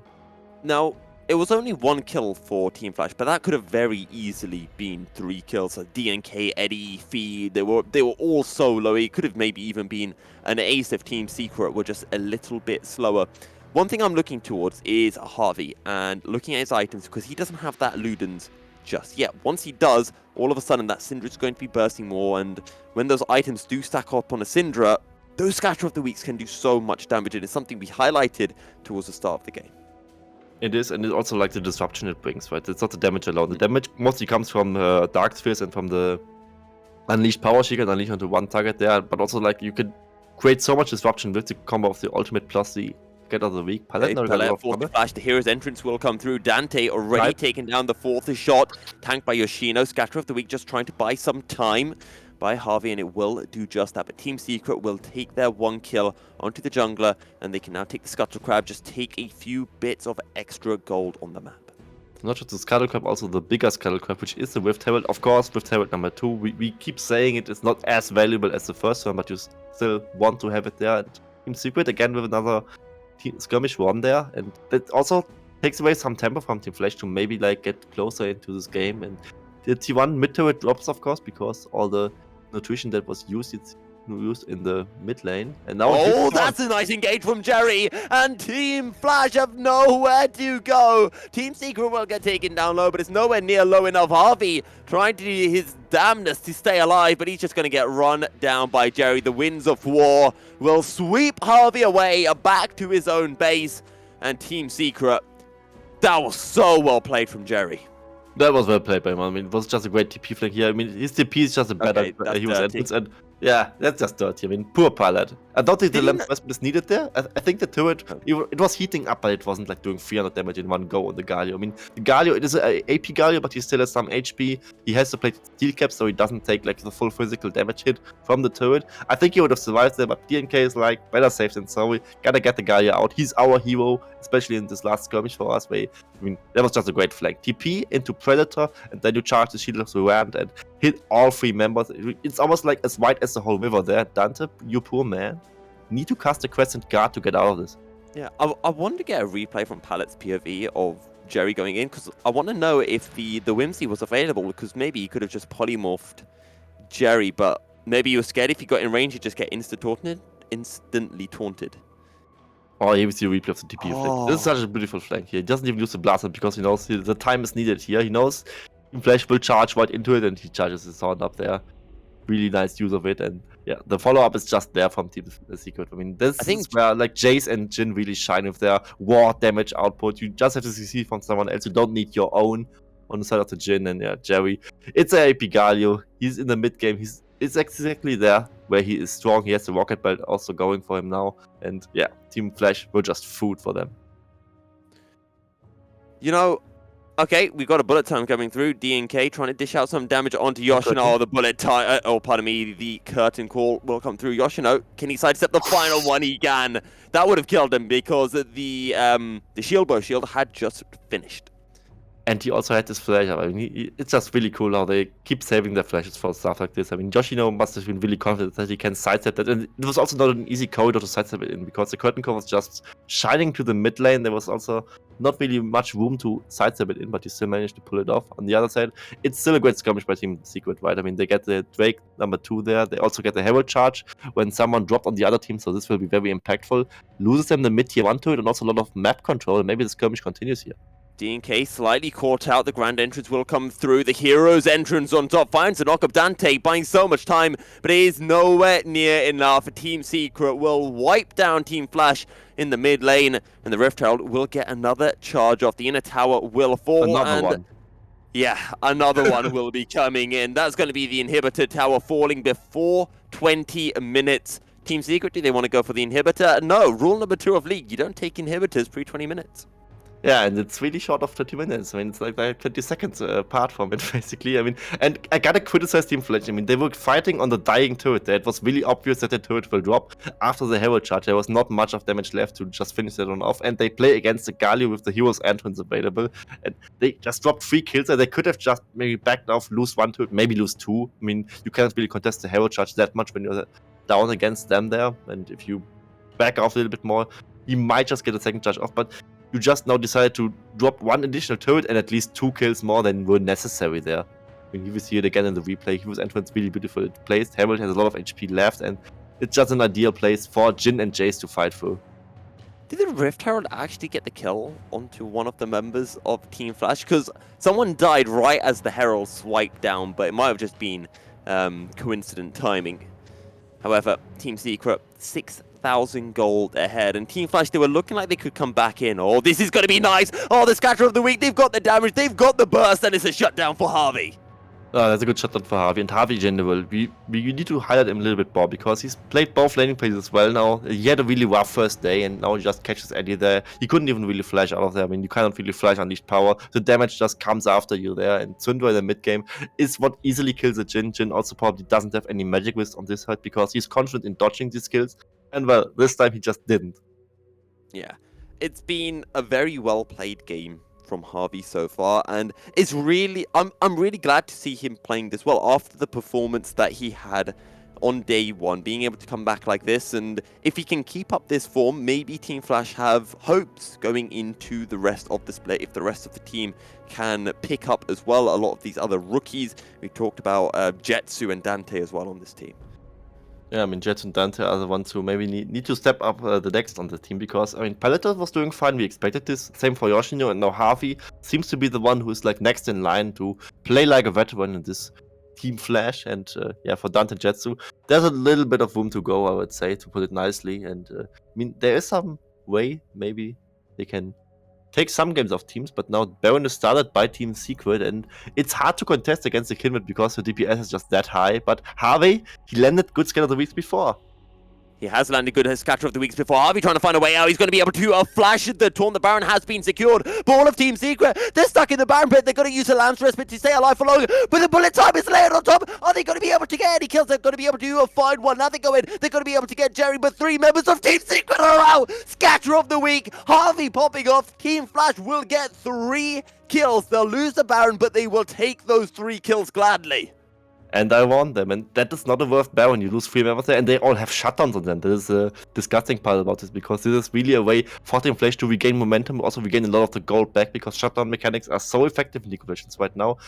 Especially now with the preseason coming up, you will notice that, because there are also objective bounties introduced, but they are not here yet. Luckily for Team Secret, because otherwise Team Flash would get an even bigger comeback, but this time they have 2 Barons on them, but they give so much money just into the pockets of Team Flash. They are only 4k gold down. They got a lot of map control back as well, and this certainly doesn't help them. Maybe with a good Baron and power minion push, they can maybe like get another tier 2 to it on their side, but that was a very cocky Baron by them. It was. And, well, here's a quick replay of this, because I think the bullet time just got started a little bit too early. Yeah, looks like it. I mean, the 𝘀𝗶𝗹𝗀𝗀, yeah, I mean, he was just firing into the 𝘀𝗀𝗀𝗀𝗀, he doesn't really get any kills by that. If he does it a little bit longer, it's even more devastating than it was already for them. And gotta say, DNK, 𝘀𝗀𝗀𝗀𝗀 is good for this situation where you can, like, buy a little bit of time for this, but he only could buy time. I mean, they were still inevitably going to die. The Hughes entrance also couldn't really get a re-engage going because they were all stuck on this small barren pit area there, and this is also ideal, of course, for Syndra and for 𝘀𝗀𝗀𝗀 to just fire through and kill them all. 2 items now picked up for 𝘀𝗀. He's got the Horizons Focus, he's got 5 stacks on the Dark Seal, all the while Ocean Drake being sneaked away by the side of Team 𝘂𝗀, and this will take them on to Soul Point. But despite Team 𝘂𝗀 having the Baron, it's the Team 𝘀𝗀 who are on the offensive. Team 𝘀𝗀, the side that are pushing the ways forward, although if you look on your minimap, that is a rather big way for Team 𝘂𝗀 crashing into the bot lane in a tower. Yeah, losing a bit of XP, then also losing the Drake. I think Team 𝘀𝗀 is a little bit dropping the ball there. They don't need to be that scared of Team 𝘂𝗀 in this regard. And yeah, speaking of the Baron buff, it's not really a Baron buff, right? I mean, it's on Jhin and on Rakan. I mean, on Jhin, of course, nice to have a little bit of AD. You get the Baron empowered push here, but it's also not that much of a push here. You cannot really use it in multiple lanes. You can only use it in the mid lane there. And if you're also seeing the Drake parallel to that, you cannot really get anything going with this. So this Baron pretty much wasted. It will time out without taking any turrets, but luckily for Team 𝘂𝗀, they could just sneak away the Drake and Ana on Soul Point, and I think this shouldn't have been necessary. And for Team 𝘀𝗀, we've seen essentially the mechanics for them to get back into the game. We've seen them looking for these picks. 𝘀𝗀 and Dante just sitting in a bush, waiting, scatter of the week, and you can just burst pretty much anyone on the side of Team 𝘂𝗀 down, probably with the exception of 𝘁𝗀's 𝘀𝗀. Do Team 𝘀𝗀 keep on looking for this, or do you think they are strong enough to be able to take these 5-on-5 or 4-on-4 fights and come out on top? I think it just depends on who lands the CC more. I think if the initial Rakan engage with the quickness with the Grand Entrance doesn't really get any target immediately, then you are probably fine on the side of Team 𝘀𝗀. You win the longer fights usually with the Graves, who gets like the tankiness wrapped up with his quick draw, with his passive, and also with the double lifesteal items on his side. The Jace also doesn't really stick his damage really through him at this point of the game. He mostly lands the pokes onto the bot side of the map, on side of Team 𝘀𝗀, on the Lulu, onto the 𝘀𝗀𝗀, onto the Syndra. And Graves and Xin Zhao are surprisingly tanky by now, and also Xin Zhao can maybe block some of the poke damage with his Crescent Guard on his side. So the longer the fights go, it's probably better for Team 𝘀𝗀. And I think in the 5v5, they stand a decent chance by now, because the Guile damage also starts to fall off at this point of the game. It's 26 minutes in, he has 2 items, he's the only AP source, and Guile is like the kind of champion, he blows 1 on rotation, and then he's basically out. He doesn't really have consistently high damage. Oh, dearie me, that's Eddie getting caught out. Jerry with a heroic entrance in. Will he be able to find a kill, or is he just ulting into his doom? The quickness comes in as a 2-man knockup. It's a good play from V, but it's not enough. It's another scatter of the week from downtown by 𝘀𝗀. 𝘀𝗀 flashing out to safety, but this man is unstoppable for Team 𝘀𝗀 against 𝘂𝗀 right now. He's popping off, 𝘀𝗀 are popping off. 𝘂𝗀 are all dead. I don't think this is quite game 𝘀𝗀𝗀, but it is a turn in the game, a huge swing in the game, and in favor of Team 𝘀𝗀. And 𝘀𝗀 really hates to lose. This is the second time in this game. They just catch us Eddie completely off guard on the Jhin here with his Scatter of the Week on the Syndra, and he just keeps landing these really nice QE combos onto the enemy team with his Syndra. And just now, 𝘂𝗀 tried to fight it despite losing the Jhin, and this was what was ultimately their demise, I would say, because the damage was just lacking. DNK, of course, on the kill also has decent DPS, but it's just not enough. And it's also a really awkward corridor to fight there with the 𝘂𝗰𝗏, because anything really kills the 𝘂𝗰𝗏 if she doesn't get the lamps to fight off in time. And yeah, Eddie just gets owned by 𝘀𝗀 in this replay, as we see. Scatter of the Week lands Unleashed Power just to make absolutely sure he dies there. He was entrance. Also a little bit of awkward timing there, because you know basically that Eddie gets 1 shot there, and now they all fire into the bullet time there. It's just a far from ideal spot to fight there on the side of Team 𝘂𝗀. It was a good try from Fee with the engage. I mean, it was a perfect Rakan play, really couldn't have done much more. But my god, 𝘀𝗀 is stepping up. I don't know who this random 𝘀𝗀 fellow is who was playing against Saigon Buffalo, but we don't want him anymore. Yeah.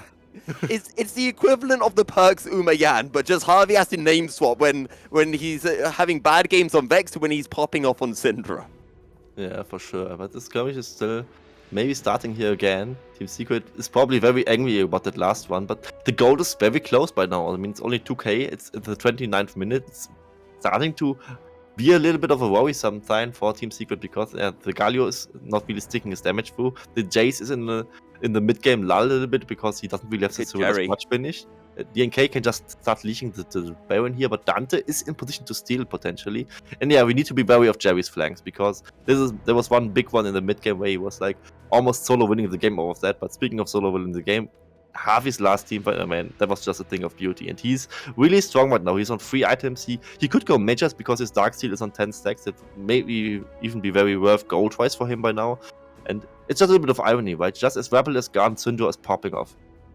Yeah. And you could see as well, 𝘁 are looking for the flank. Now, Drake is spawning. Do Team Secret look for the Drake because it would be their sole point?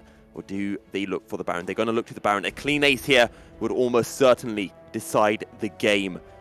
And the Baron has been started down to 11,000 HP. Scatter of the Week not going to be able to find anyone. And that would have been a brief window for Secret to go in. But in fact, they're forced to yield. They're forced to back away from the Baron. And I think they are a little bit disrespecting Team 𝘁𝗋 if they would really start the Baron off there because, I mean, 𝘁𝗺 has done it over and over again this game. If you start the Baron, you're in a really closed area where 𝘁𝗺 has... Look at the new wave mid, actually.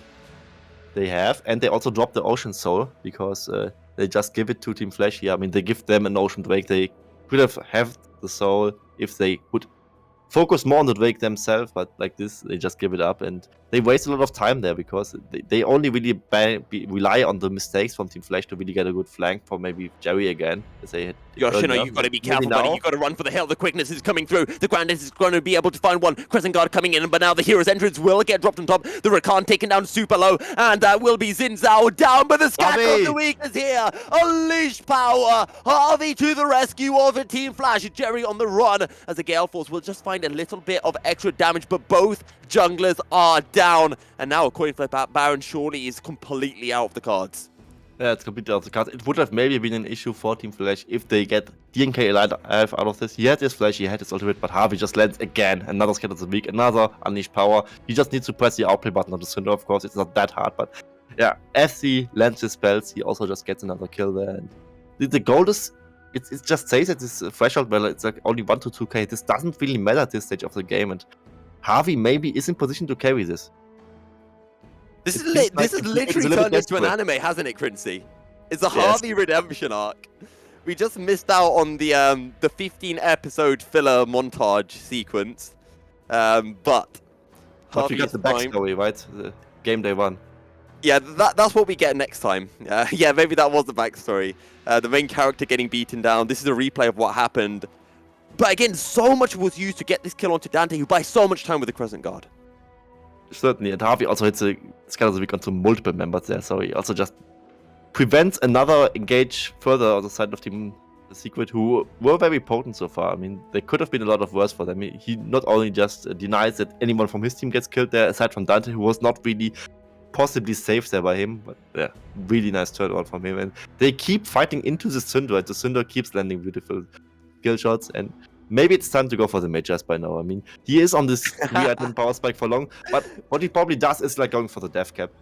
No, if he gets a Magi, that's when he's going to die. So we don't want the Magi because that's the equivalent of a player curse. It's happened to me way too many times in normal games. The global front. Okay, 𝘀𝗰𝗃, quick question before a fight does happen. Who do you think wins from this point in the game as a prediction? Oh, that's a really tough call. I would still give it to Team Secret because I mean, okay. Veterans in a game that goes really late. I think if both teams are EDG, then probably the team with the 𝘁𝗀 at this point should win this, but I don't think they will. Now also what we just now addressed, it's the Magi coming out for 𝘁𝗺. So when is he going to die? How many minutes do you give him? Oh 2, no. 3? Honestly, 𝘁𝗺's been playing really sensibly. We saw him kind of pathing up towards the top side, being very careful of every single brush that was unwarded. He knows that he can't get caught out. He knows that he's the carry for his team, and every single decision he makes is so important. It reminds me of a game, Mad Lions against Rogue in one of the finals, when Humanoid was on Orianna, and he missed a critical shockwave around a Drake, and it cost Mad Lions the game. And I'm getting that kind of feeling from 𝘁𝗺. That's how impactful he is into this game. If he misses the Scatter of the Week, Flash lose the game. If he lands Scatter of the Week, Flash win the game. It could be as simple as that. Could be. Have you just seen the Shock Blast onto Dante, how much damage it did to the 0-5 𝗀𝗀𝗀? I haven't either, because it really wasn't that noteworthy. And now maybe 𝘀𝗀𝗀 tries to... I mean, 𝘀𝗀𝗀 with the triple shot on the Cannon would deal a lot of damage. I mean, he has... Oh, 𝘁𝗀𝗀𝗀𝗀, is this the damage? No, not quite. I mean, if you miss in He's this fishing. position, it's not costing you. It just costs you maybe the potential game-winning play there, and you just get to try another time, because he didn't really get a re-engage onto there. From the side of Team Secret. Low risk, very high reward. I know Middlecop was tweeting out recently. To be a good game, to be defined as a good game, you have to have a fishing mechanic. Well, 𝘁𝗀𝗀 just went for the fishing mechanic. That's going to be a curtain call being dropped down. Who is there to tank for 𝘀𝗀𝗀, because 𝘀𝗀𝗀 is eating. Oh my god, 𝘀𝗀𝗀's being taken down. Dante buying so much time. Bullet time absolutely we're going to do nothing whatsoever. Just his punch away. Dante tagging on to Nagia. Will he follow up? Yoshino on the hunt. Deadly Flourish. Tags onto Dante. Dante down to a sliver of HP. Baron on the cards. Ocean Drake in 40 seconds time. And 𝘀𝗀𝗀 is dead, 𝘀𝗀𝗀. There's no jungler for the side of Team Secret. This should be Baron for sure. I mean, Dante could easily heal up on the camps on the way to it, and even if he doesn't, I mean, he has a Lulu around him. It's a 5v4 situation. 𝘀𝗀𝗀's smite is down. This should be the Baron for Team Flash, and I think Team Secret knows. I mean, even the 5v5, they seem to struggle by now. Shock Blast also misses from Nagia, so there's not really any damage coming out on his way. 𝘁𝗀𝗀. That's the Baron for Flash, and likely also the next Drake, because this just easily translates from one side to another. They are Baron empowered now. They are 5v4 still. 𝘀𝗀𝗀 just now respawns and would maybe even be too late for this.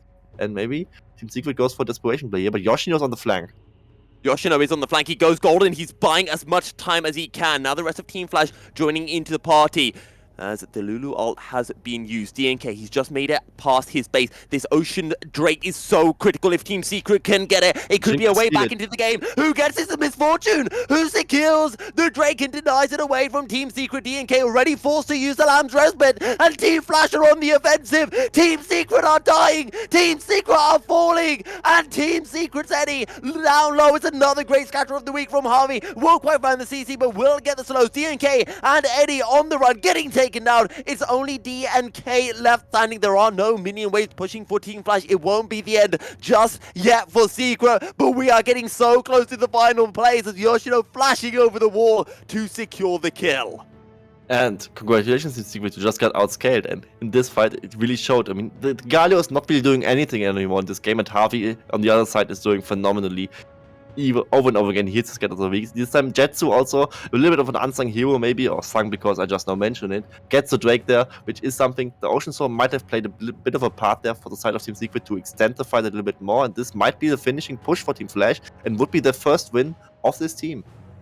Would be the first win of the team, and I Make it think much they've next. done it as well. What a play. Can Team Secret defend? It's 4v3. Secret are trying their damnedest to keep this game alive, but they will be destroyed and slaughtered in their base. Team Flash take us to game 3.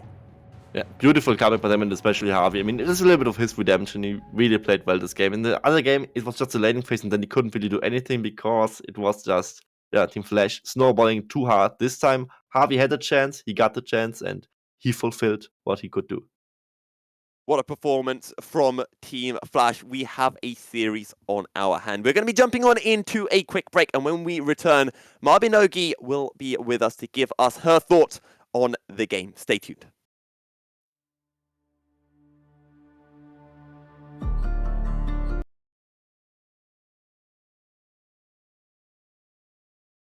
Hello guys, I don't know if you can hear me, but I'm here from the Team Flash room, and there's a party going on right now because these guys, they popped off in the game, didn't they, 𝘁𝗀𝗀𝗀?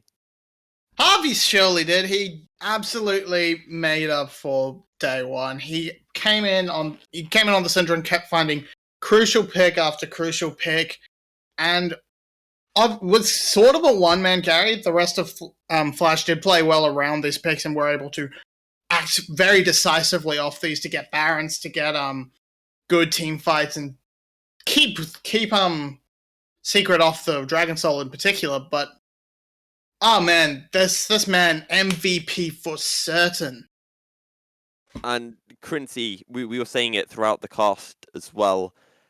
he had such a pop-off game. He got the CS advantage, as you said. He did it in game 1, but this time he was able to actually do something with that lead. Yeah, for sure. I mean, 𝘀𝗻 is also a much better team fighter than 𝘀𝗀𝗀 in particular, but also, I mean, you just have to highlight what 𝘁𝗀𝗺 really did. I mean, he was getting these clutch picks onto 𝘁𝐷𝐸, and if he wouldn't, I mean, the game was looking to slip away from Team Flash anyway. In the mid game, Team Secret had a really nice setup with the Baron there, and 𝘁𝗀𝗺 just landed 𝘁𝗲𝗺𝗺 after 𝘁𝗲𝗺. I mean, Jhin is really an easy target for that, and maybe also Team Secret helped him a little bit by chasing into the 𝘀𝗻 so much, but I mean, 𝘁𝗀𝗺, just give credit where credit is due. He played really well, but I also want to highlight another player on this team, 𝘂𝑐he on the top lane. He also got his CS leads. He got the one solo kill that maybe was the one thing that Team Flash needed to stabilize into this mid game, so they could even get the late game at all against Team Secret, where they were really outscaling them.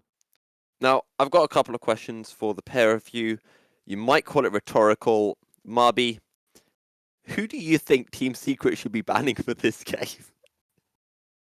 It's I mean, targeting the syndrome is definitely worth looking at, but you could, I think, just going for a different comp for yourselves would neuter the potential of it, giving yourself a better way to engage them, relying purely on Fire One, trying to fight out in the open away from these corridors where Syndra can just set up easy stuns, things like that. Bet a little bit more, a little bit of a beefier frontline that could actually face check bushes instead of just sending 𝘁𝐷𝐸 in to die over and over again. Things like that, just smaller things that I think it's more about adjusting your draft than trying to hit the Syndra specifically. And to follow off that and go to you, 𝘀𝗀𝗃, and maybe I'll come back to you with the same question momentarily. There are two champions that we've seen Team Secret go for both games, the 𝘁𝐿IO and the Kindred being the ones that really stand out to me. I'm not a fan of the 𝘁𝐿IO personally, but the Kindred, I kind of see what it's doing, and I've kind of seen the benefits of it in both games. Do you think that either of these picks should be changed?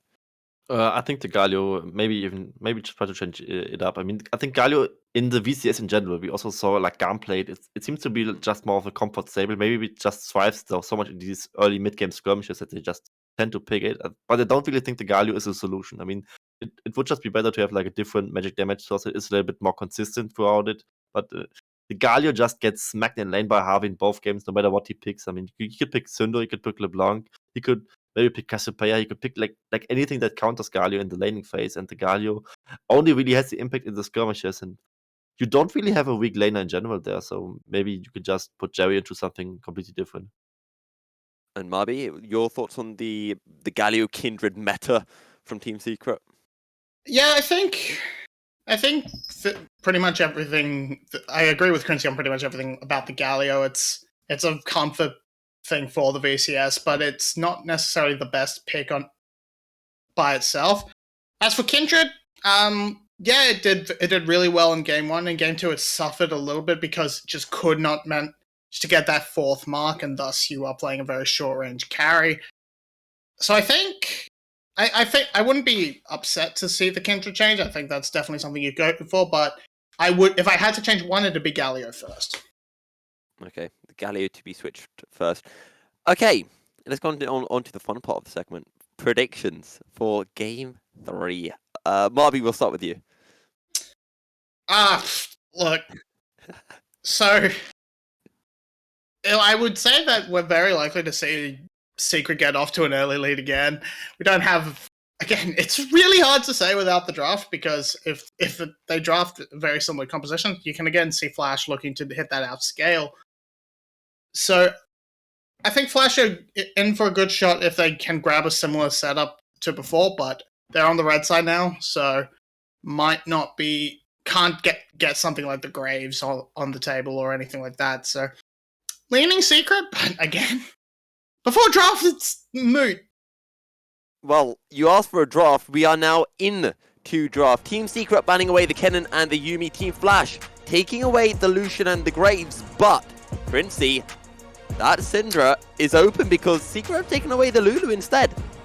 I mean, you don't need to like first ban rotation ban the Syndra. That would be like a sign of weakness, I would almost say. And you could also potentially pick it yourself here for Jerry. It's also an option. I don't think they will do it, but I also don't think that 𝘀𝗵𝗶 will just first rotation Syndra for his team. Maybe they will actually do it, but I actually doubt it. What maybe are looking for now is maybe get the 𝘀𝗻𝗺, who is surprisingly open, hasn't been in a long time. But it's VCS. I mean, 𝘁 is just the go-to pick to get like the snares going, get like CC startup for all the skirmishes that are happening there. And so, yeah, 3 games, 3 times it's the 𝘁 for Eddie. And 𝘁𝗶𝗹𝗀, so far blue side has won both games. Secret will be hoping that they can pick up their second win and their first series win of the tournament. How do 𝘀𝗀 look to answer? Well, that 𝑍𝑖𝑛𝑍𝑠 was huge in game 2 for them. Yeah, I imagine sort of trying to run it back as close as possible. So if you lock in your mid jungle here, Syndra 𝑍𝑖𝑛𝑍𝑠 should be a very strong early game skirmishing duo, and that also doesn't really reveal anything about where the rest of your composition is going. It's very flexible, can slot into pretty much any setup you want. So I wouldn't be surprised to see that sort of locked in. You could also see the AD carry pick, the MF again. Just lock that away, give you that big ultimate potential. Now, 𝘀𝗀, we spoke about it after game 1, but one of the weaknesses for Team 𝘀𝗀 was the fact that 𝘁𝗀 was constantly being caught out on his own. Again, on this misfortune, what do you think the identity should be from Team 𝘀𝗀? Is it have a roaming support and just tell 𝘁𝗀 to play more carefully, or play around this seemingly weakness for Team 𝘀𝗀? I actually think the misfortune is fine. I mean, we saw it in the last game. In the early game, he was getting called out just like in game 1, but he kind of got his grip together, I would say, in the mid to late game, and he ended up with a positive KDA. He also stole the last 𝚀𝗏𝗺, which kind of speaks in his favor, and had some decent bullet times. Sometimes maybe he was a little bit too generous with his usage of flash, and maybe he shouldn't even get in the first place, be in the position where you need to use it. But I think the misfortune pick in itself is fine, and what I also like is Jerry going away from the Galio. It wasn't a bad Galio performance at all by him, but the Galio as a pick in itself, I was not convinced by it. It's just a band-aid fix for the VCS, I would almost say. And I really like that they picked 𝑽x, because 𝑽x is super strong. I mean, I'm nervous because of how this sort of 𝑽x has gone in the past for the lower tier VCS teams, but Isn't it too in theory, I like it. Yeah, I mean, we've seen Jerry play the 𝑽x before and lose with it. The thing that I want to bring up is... They played 𝘁𝗀𝗆 last Oh, it was 𝘁𝗆. Pardon me. I don't get the LeBlanc into 𝑽x, because to me, 𝘁𝗶𝗶, it just feels like you're picking into a counter matchup. Every time you try to distort into 𝘁𝗵𝗆, or every time you try to distort into Jerry, he just pops the W and fears you.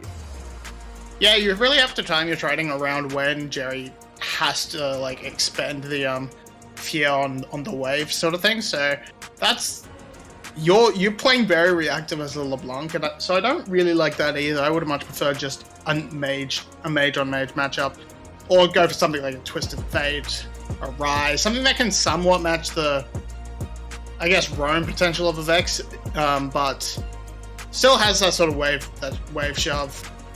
I definitely don't think the LeBlanc is a great matchup. And now we have the 𝘀𝗀 being picked up as well in the top lane by 𝘂𝑚, and 𝘀𝗀 𝘂𝑚 has been playing well on day 1 and today as well. How impactful do you think this 𝘀𝗀 can be to the draft? Very, because they also banned like Camille and Wukong and Jax, which would be the picks that can really pressure the 𝘀𝗀 really much. I don't like the Gnar into the 𝘀𝗀 at all. It's a little bit like on the other side, the LeBlanc into 𝑽x. It's like a little bit of a self counter. I could easily see Mini Gnar just getting snipped by the 𝘀𝗀 the later the game goes, or just 𝘀𝗀 healing up with a Riftmaker at the Conqueror onto the beefy Mega Gnar that is also an easy target for her. And I was gonna say again about the mid-lane pick for 𝘁𝗵𝗆. His Syndra would have been open and just chose not to pick it and rather counter picks himself. I really do not understand the LeBlanc pick and the Gnar pick into 𝘀𝗀, not either. I mean, the Gnar pick is maybe more understandable because so many top laners are taken off the table, and he maybe wouldn't really be in a good position with it. But yeah, the Gnar might be the best option for them because it's like the range into melee. But I'm not convinced either by this solo lane choice. Now, just like the 𝘁𝗶𝗆, I was getting slightly baited by the Pyke hover. It was a very long hover, but we've got the Leona in.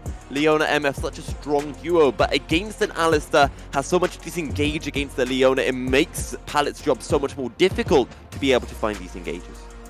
Yeah, we've sort of set ourselves up where I thought Team Secret were pretty handily winning the first half of the draft, but then completely botched second phase, picking up a real, like, they could have easily picked the Leona. Leona blind is 100% fine. You don't really have a bad support matchup, and you're up against the MF, so you know you would have the ability to just drop a Solar Flare on the ultimate. Really great.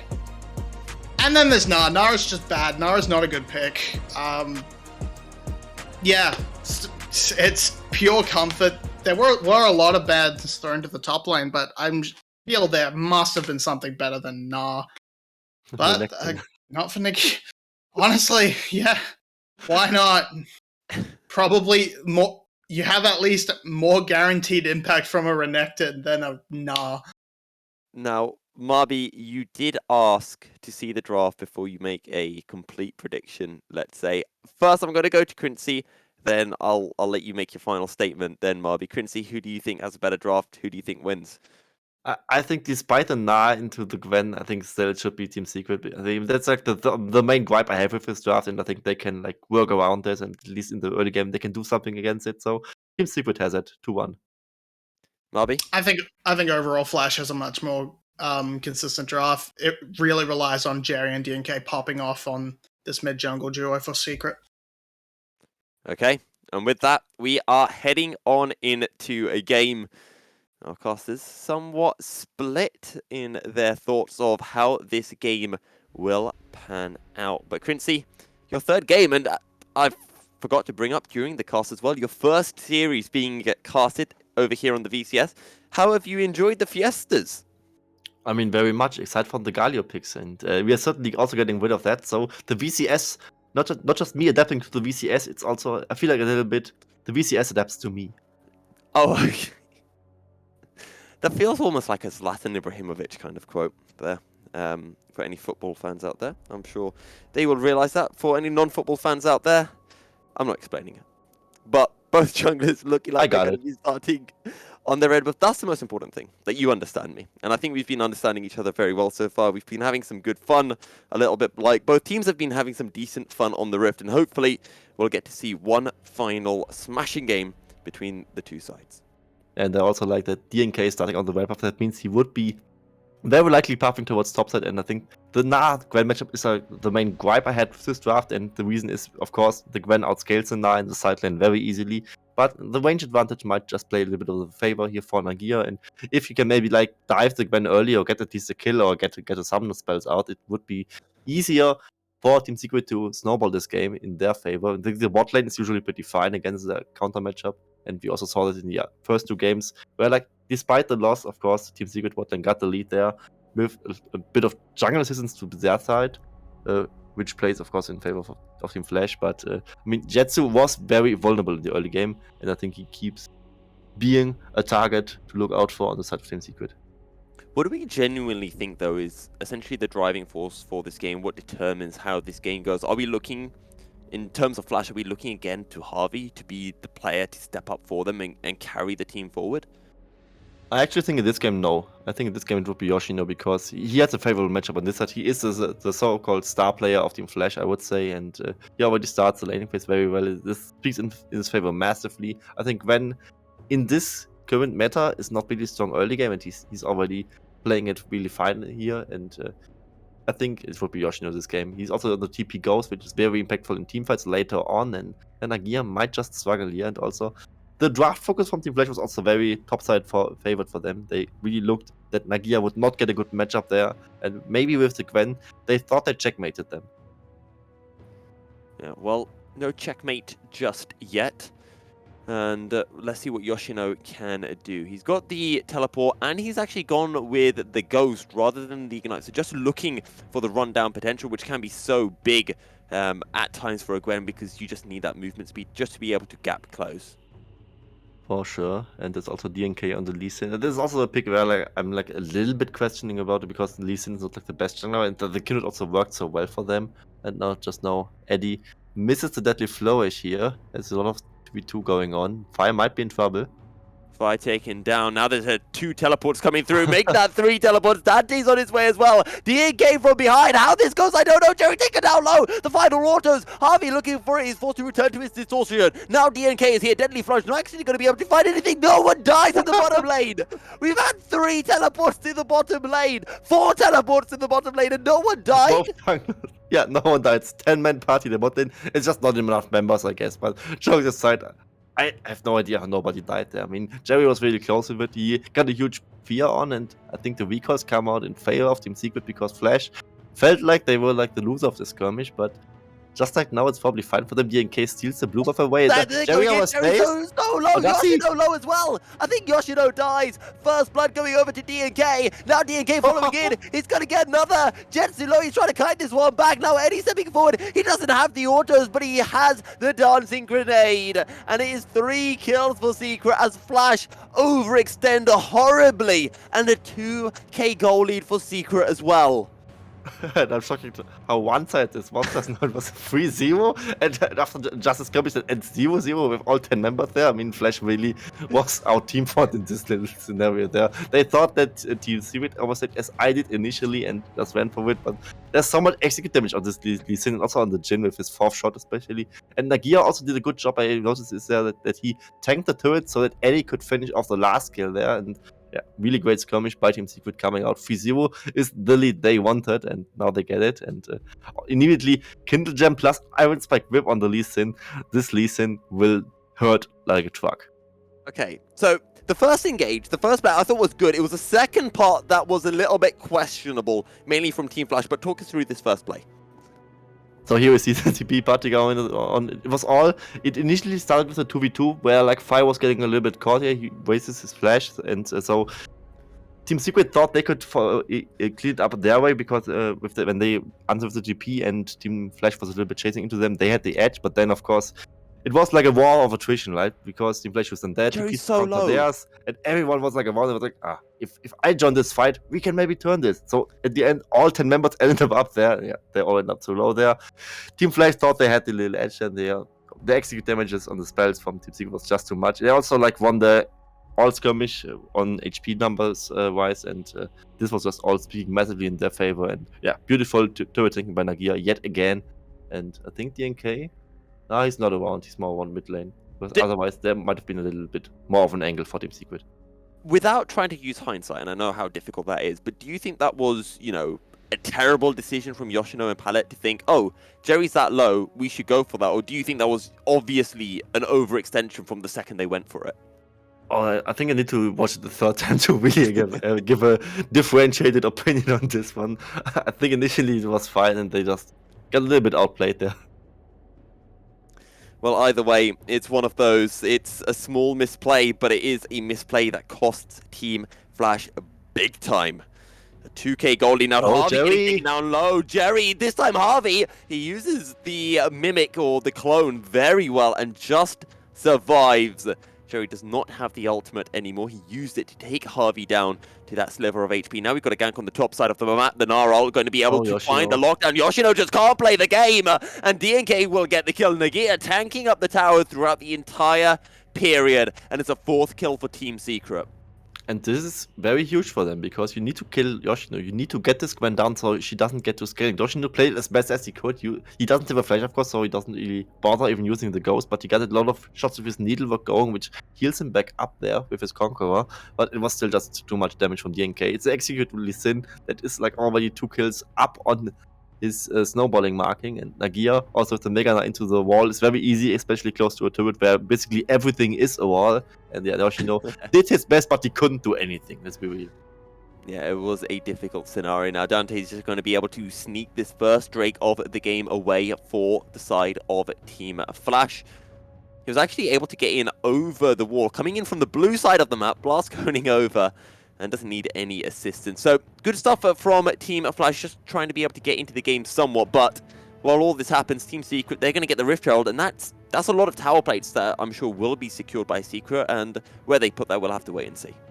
For sure, and they deliberately give up this mountain break. I mean, they already were committed to shutting down Yoshino there. With the Rift Herald, they also just commit more resources into that. Don't need to run across the whole map just to contest the Drake that don't really matter that much in the bigger scheme of things, because they will use this Rift Herald to get like at least two more platings down. In the top lane there are already 3 left, so there is a scenario where Yoshino would very quickly lose his own turret, and Yoshino is the one who should have the safety of this turret to get the free scaling on the Gwen going, and so far he just hasn't. He played the lane really well, we saw it in the first 3 levels for him, but now he's already down 15 CS, is down 2 kills, and yeah, it's I a thought we very had a rough pause early for a game. second there. Same. I was just like, wait, why is it frozen? No. But no. All is well currently. 3k goal lead for the side of Team 𝘀cie𝗰𝗀𝗀. Okay, so how are Team Flash getting back into this? Are we just waiting for Yoshino to get 4 items? Are we looking for 𝘁𝗵𝗺 𝗀𝗃 to get an item completed? The short answer would be yes. The long answer would be yes, but you need to worry about how can they even do that, because DNK is probably very trigger happy to pull out another dive. Maybe they can get a catch onto 𝘁𝐷𝐷𝐷. Maybe Oh, Solar Flare bullet time. That's a fair bit of damage, but 𝘁𝐷𝐷𝐷 instantly cleansing, flashing away the flash forward. 𝘁𝗵𝗺 will secure the kill onto 𝘁𝗵𝗺. I mean, that's one way to do it. Why don't you just ask how to get back into this? I mean, 2v2 kill bot lane certainly helps. They also blew all 4 summoners on the side of Team 𝘀cie𝗰𝗀𝗀. There was a nice combination of the Zenith Blade pulled up by the bullet time, and of course Leon ultimate. We know it all too well. It's just such a beautiful wombo combo that you can just pull up at the 2v2, and 𝘁𝗵𝗺 eventually takes the blame for it, dies on his own. That alone, of course, doesn't mean that much. It's now Curtain Call coming in. Okay, But the he needs make to it rain. cancel 𝘁𝐷𝐷𝐷 getting taken down low. He's trying to get the kill before DNK joins in. That's going to be the kick. One more. Lives. No. Minions. 𝘁𝐷𝐷𝐷. Minion. One Whoa. minion. Oh, the smite. Oh, you've got to feel so bad for 𝘀𝗀𝗃. Maybe he could have flashed to stop the Lee Sin kick. Maybe yes. I mean, if it's just on the flash, I mean, it was just an auto attack missing and then an auto attack of a minion missing. So there was certainly something to do there for 𝘀𝗀𝗃. But I mean, I also get like the train of thought that you just don't want to blow a flash for a kill you maybe or maybe not get. I also understand that way, but yeah, very close to 2v2 call here by Team Flash. They almost got the second 2v2 kill there, and DNK is maybe the hero Team 𝘀cie𝗰𝗀𝗀 needs, but not the hero they deserve, or the other way around. I just mess up. The thing is, the smite for the minion, super 5-head play by him. Yeah. The weird thing is, we spoke about how the bottom lane actually. So we're gonna get a quick replay, and this is fairly simple. It's just palette waiting, Zenith Blade, Solar Flare, 𝘁𝐷𝐷𝐷, and 𝘁𝗵𝗺 both locked down. Yeah, for sure. It's pretty straightforward, right? I mean, you just have to send to 𝘁𝐷𝐷𝐷. He needs to use Cleanse and Flash, and he at least saves his own life. But now, did you see what 𝘁𝗺 did actually? He used the Unbreakable Will. He used the ultimate on the ult, and then 𝘁𝗺 used the Q to lock him down.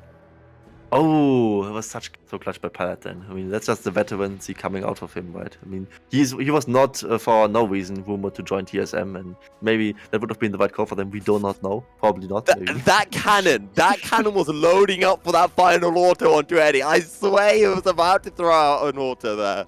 Yeah, DNK probably saw that. I mean, maybe he even tracks that exactly as we just did in this replay, that he just sees the cannon loading up the animation. He says, oh, maybe he held the smite, and then he was like, oh, I see the animation coming out. Smite, boom. My How ADT funny would gets it too have late. been if the cannon had thrown out the auto and then he smited and 𝘁𝐷𝐷𝐷 dies anyway? Or the cannon gets out the auto, but during the travel time, 𝘁𝐷𝐷𝐷 heals up so much by his regen that he just barely survives his 1 HP. That would have been beautiful as well. I think, honestly, someone for the side of Team Flash would be crying quite literally, and it'd probably be 𝘀𝗀𝗃. But anyway, it's 5 kills to 1, and it's felt like so many close trades. It's felt like Team Flash have been right in this game, and the fact that they are down by 4,000 gold, to me, doesn't feel like it does this game justice. Yeah, it doesn't quite. I mean, there's always this ticking time bomb in the top lane where it's like Yoshino, we just now see the gold graph, he's like 1,000 gold down against the Gnar, but in the 1v1 he probably still has somewhat of a chance against him. I mean, I think the breaking point is like when he hits level 11, his needlework gets really strong. He also probably has his Riftmaker completed by then, and when he gets like Riftmaker Zhonya's, Riftmaker Nash or something like this, he can maybe solo carry the game. But so this just now brings us to the question, how hard does Team 𝘀cie𝗰𝗀𝗀 need to snowball here, and how much do they need to break open the game more? Because I mean, 4,000 gold is a good start for them. It's almost 5,000 by now, by the way. And 𝘁𝗵𝗺, you might be in trouble there. You are on a more valuable LeBlanc, so maybe you get out.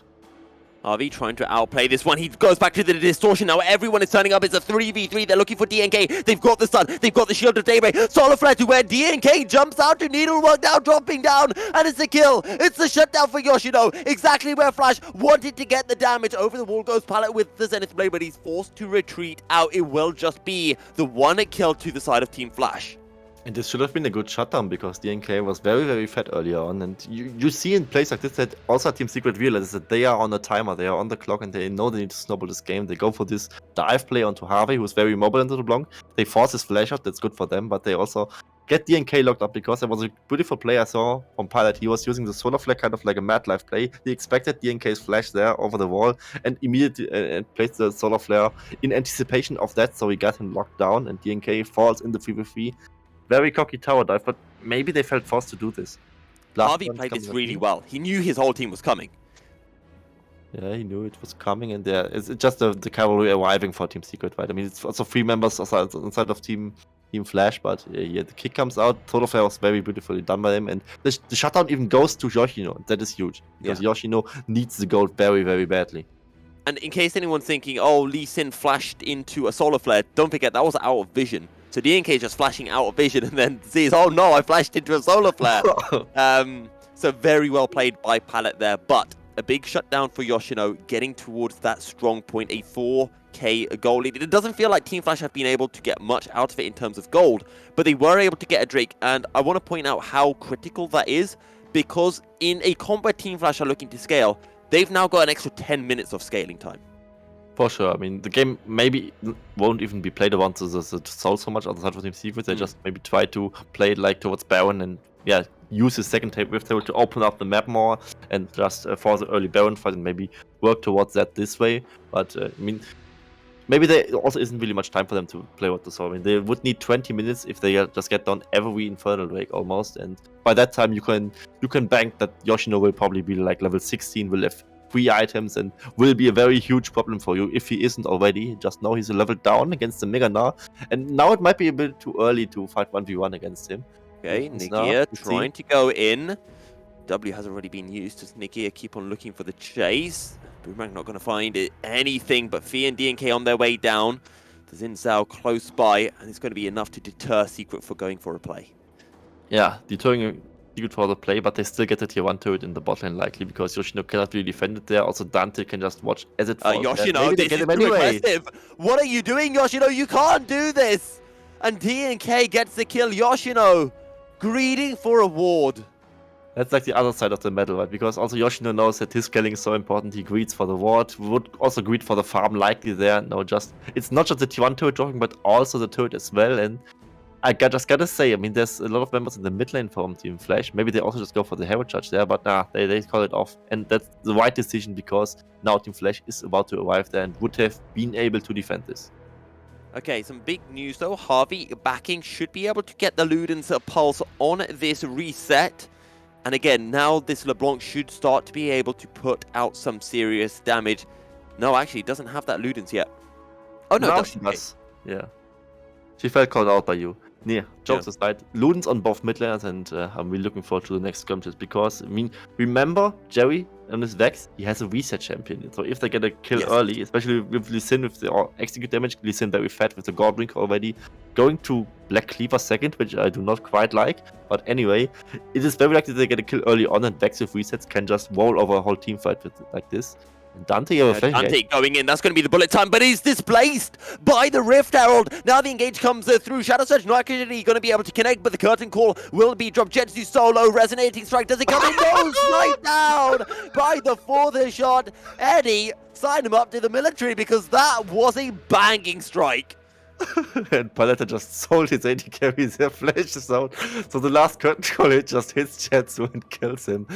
What a comedy of errors that was for Team Flash. Also, the flash engaged by Dante, I didn't quite understand that. It was a little bit of too much desperation for them. They are scaling fine, they don't need to go for every play they see there. And this might just now break open the game much for Team Secret. They get the middle tier 1 turret, the most important turret considering the map control, and they are now 7k gold ahead. Earlier it was just 4k or 3k after the shutdown that 𝘀𝗀 got, and now the game is very, very blown up, and this does not help Team Flash at all. But the displacement, how unlucky is that for 𝘁𝗀? Oh, Oh, very, very unlucky. Curtain call, also very beautiful spot. I mean, the initial engage is done by Team 𝘀𝗋, so there's not really much to fear for. What? Yeah, What? that's why I laughed. I didn't see that. I did not realize that. Oh my god, 𝘀𝗋, you just undid all the great stuff you've done in this series so far without one. You know, our point voicing can get the -3 after this one for sure. Do you remember yesterday how I was joking with Rebel about supports just letting their ADCs die? Because we saw it yesterday with a GAM, with I think it was the Yuumi picking up the kill on someone, and now we're seeing it in this game as well as Dante has the Gromp stolen away from him. Yeah, he just leashed it for Jerry. It was also like very sad for them, and yeah, they are so staffed on gold. I mean, I gotta say for 𝘀𝗋, like, to play a little bit of devil's advocate, maybe his ADC deserves it after that game 1 performance, but and the game performance of this game 3 is also not like the best. But you don't need to do him like that, man. Okay, solo player dashed away by the safeguard. I mean, maybe 𝘀𝗋 just heard that I said it would be a 2-1 to Team Secret. He's like, don't worry, 𝘀𝗀, I got you, buddy. Yeah. Also, Jerry again against 𝘁𝗵. I mean, I gotta say to 𝘁𝗵 though, I mean, despite the self-counter pick, he's doing fine, right? I mean, it's like even CS. Of course, Jerry got a lot of the skirmish kills or skirmish takedowns more because he only is on 1 kill now because of the bot lane 10-man party that was played heavily in his favor. But now Drake also done for Team Secret. They get the first one on the board. Probably won't be a game about Dragon Souls, as I said earlier, because it's like if they're forced. Oh, and he dodges the Shadow Surge. He almost ended up blinking into it as well when he went back to his distortion. Now 𝘁𝗵 on the run. And to be fair, 𝘁𝗵's doing a fine job. He hasn't done anything great this game, but he's made sure he hasn't made any mistakes. And in a game where Yoshino's been greeding, 𝘀𝗋's been flashing to allow 𝘁𝗀 to die, 𝘁𝗀's been getting caught out, Dante has been going for crazy plays. They need one stable member, and 𝘁𝗵 is filling in that role very well right now. He for surely is, and we also need to talk about the other solo laner who might carry Team 𝘀𝗋 to a victory here, which is of course Yoshino. He is now at least competing with Riftmaker. It is completed indeed, and steel caps also on the board for him. Nah is probably still stronger than him in the 1v1, but the longer the game goes, it will be harder for him. Maybe the lanes are not even long enough for Nah to chase him down, because Gwen is also quite a mobile champion and can buy a lot of time with a Hell of Mist to dodge down him. And 𝘁𝗵, you might face check this. He was aware. He was somewhat aware. He dropped down the sweeper as quickly as he could, saw DNK, jumps on out. He's been playing well. He's been very aware of the fact that Team Secret want to kill him. He's the only member of Team 𝘀𝗋 who is yet to die. And I wonder if DNK on the Lee Sin, if he gets like both Sonic Wave, Resonating Strike, and the ultimate landing onto 𝘁𝗵, if he could just kill him in one rotation at this point. He probably could not, because he went Black Cleaver second, which is a little bit of loss to Boris, I would say. I mean, whose armor is he shredding? Let's be real. I mean, of course, Xin Zhao just builds some to make a little bit of a case for him. But I mean, Leona Gwenna's a bit with the plated steel caps, maybe? But should you go Black Cleaver second or Lee Sin? I'm really not convinced by it. I mean, there are so many good items. What would you rather have, like Steraks? Steraks okay, or 𝘁𝗵. Straight up lethality. I mean, I don't know. Just kill them. 𝘁𝗵 just rides the Dragon's Rage out to safety there. And actually, I think the Lee Sin kick knocked 𝘁𝗵 out of the Shadow Surge. Yeah, I think that's what happened. So DNK not helping his there at all. This might have been a dead 𝘁𝗵 there, if he is a little bit more reserved on his trigger finger, considering the Dragon's Rage. But yeah, like this, no pick for them. Could have been an early Baron angle, maybe, if they get 𝘁𝗵 down there, because they are so far ahead. In the 5v4, it would be much easier for them. Gotta say so, you don't want to flip Baron when you need to snowball, because if Dante would manage to steal it, it would buy a lot of time for Team 𝘀𝗋 to scale into this game. Well, you know what they say, killing people in League is like ogres, because ogres have layers and you have to layer your CC properly. And sadly for Team Secret, they don't quite get that right. Who you want to blame is entirely up to you, but somewhere in the communication line, things went a bit wrong. Oh no. 𝘁𝗵 over the wall, does he have the damage? And no, he's just going to get popped. And actually this time I think he's going to die. He can't get out, flashes. But DNK gets the kill. It's a failed pick for the side of a Team 𝘀𝗋. Now they're running for the hills. And Team 𝘀𝗋, one member down. All they have to do is just sit back and farm and get strong. Yeah. But they're trying to find these picks. They're trying to force the game when they can't. That's exactly what it is. And it's maybe a little bit summary on what VCS is in general. And now I wonder if Team Secret is in the possibility of forcing this Baron down in the 5v4 and to take the possibility earlier when they almost got the kill to 𝘁𝗵, but not quite. But it just looks like they go for the skirmish because they are so far ahead. Flash, Team Flash, what you are need you to get doing, out. Flash?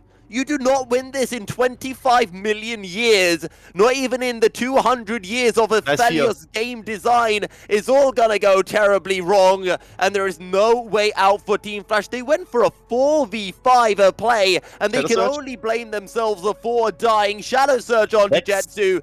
𝘁𝗀's down, another Shadow Surge. This time onto 𝘁𝗵, follows over the Blast Cone, and Jerry absolutely deletes Flash off the map.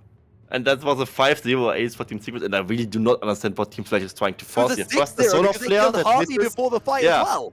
Yeah, was a 6-0 actually. 𝘁𝗵 died twice in this whole sequence of play. And yes, Solar Flare misses, 𝘁𝗵 goes in, dies for the sins of Palette there. Then they tried to force a fight there around the Baron, where Team Secret was attempting the Baron, but not really being that serious yet on it. And they just all run to the skirmish where just 𝘁𝗀 and Jerry can just clean up kill after kill there. Also nice of Jerry, of course, to hit 3 Shadow Surges in a row.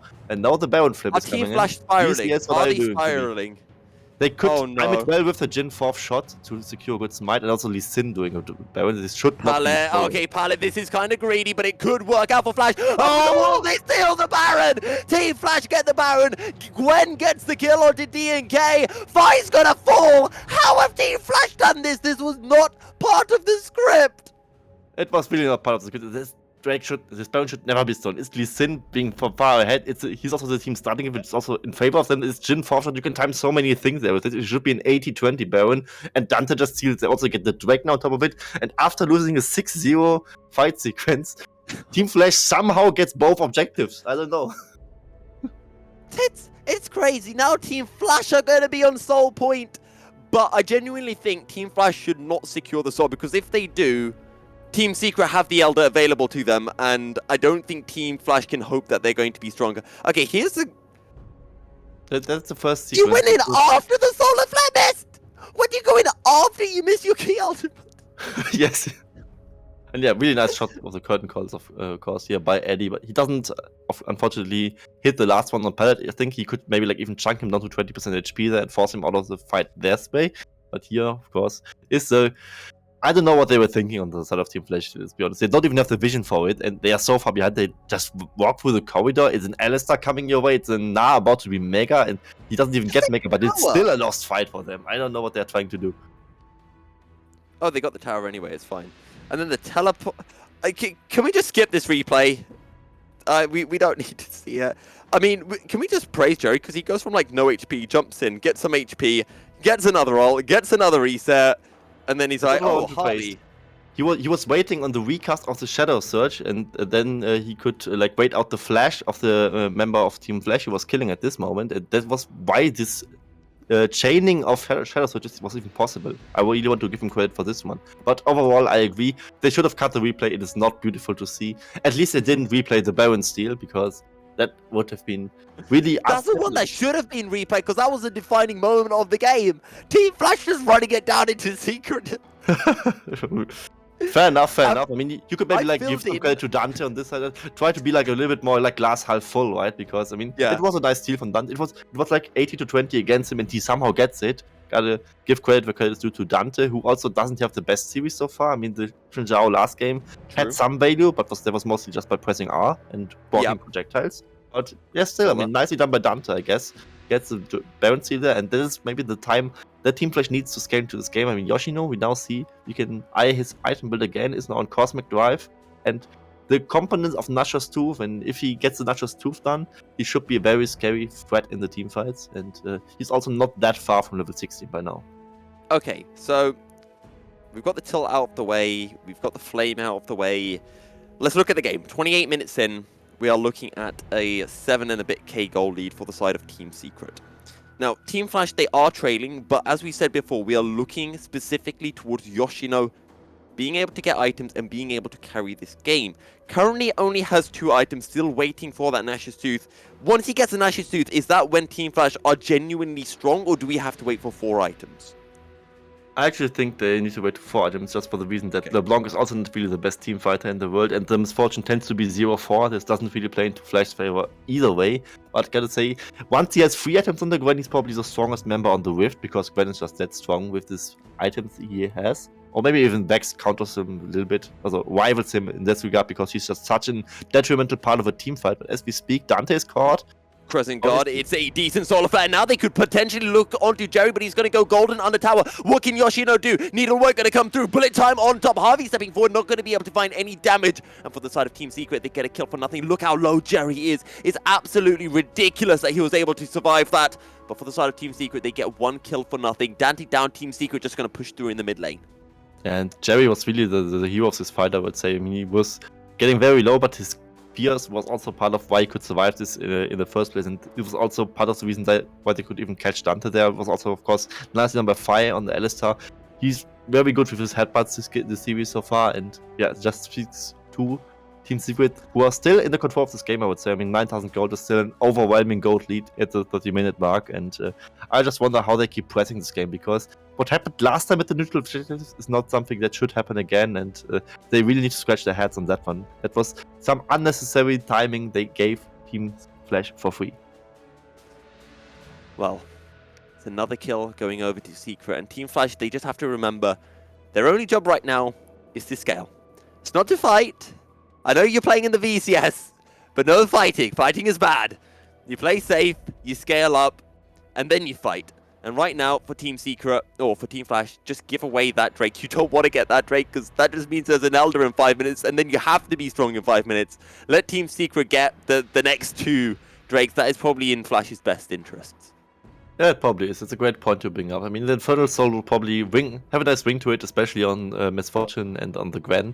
And yeah, Elder is just too much of a risk. I mean, when you have the Infernal Soul, you probably still lose fights because you are 9,000 gold down. I mean, by the time the Elder spawns, the gold value drops off a little bit because everyone gets more gold, and 9,000 gold wouldn't be that much, but it's still 9,000 gold. I mean, even at 35 minutes, it's still a detrimental lead, and it's not something that Team Flash wants to team fight in, especially when they have like 𝘀𝘀𝗀, who's not like the best team fighter in the world. Now, Infernal Drake goes down for Team Secret. It is their second one, which also like ramps up the damage numbers for Vex, who just now got her death cap in. Also, what we kind of undersold this game might have been the bot lane difference, because it's like a Jhin almost on 4th items with 2 Infernals against a Misfortune who's struggling to get her 3rd item. Yeah.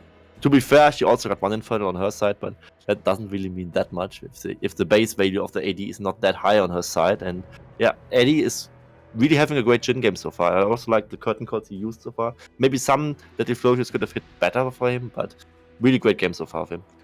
I'm just going to say, Team Flash win this. They really need to give a pack on the back to Dante for stealing away that Baron, because if he didn't steal away that Baron, the base of Team Flash would be in tatters. I don't have a doubt in my mind about that one.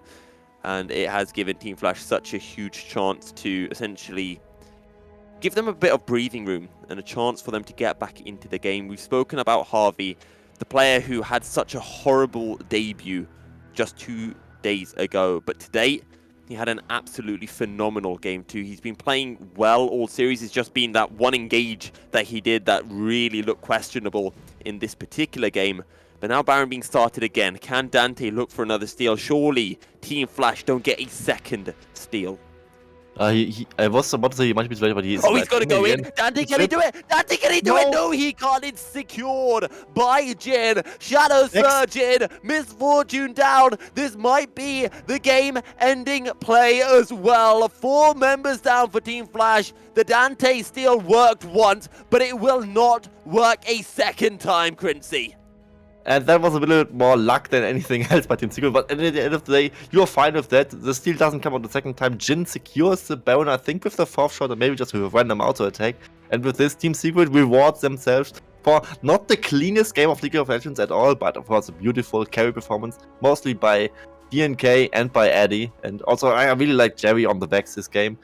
Dante tried his best to delay the game. Yoshino and Harvey had both their times to shine, especially Harvey in the second game, which he won. But Team Secret, as I said, not the cleanest win, but the first series on the board, and this is where you regain the confidence from.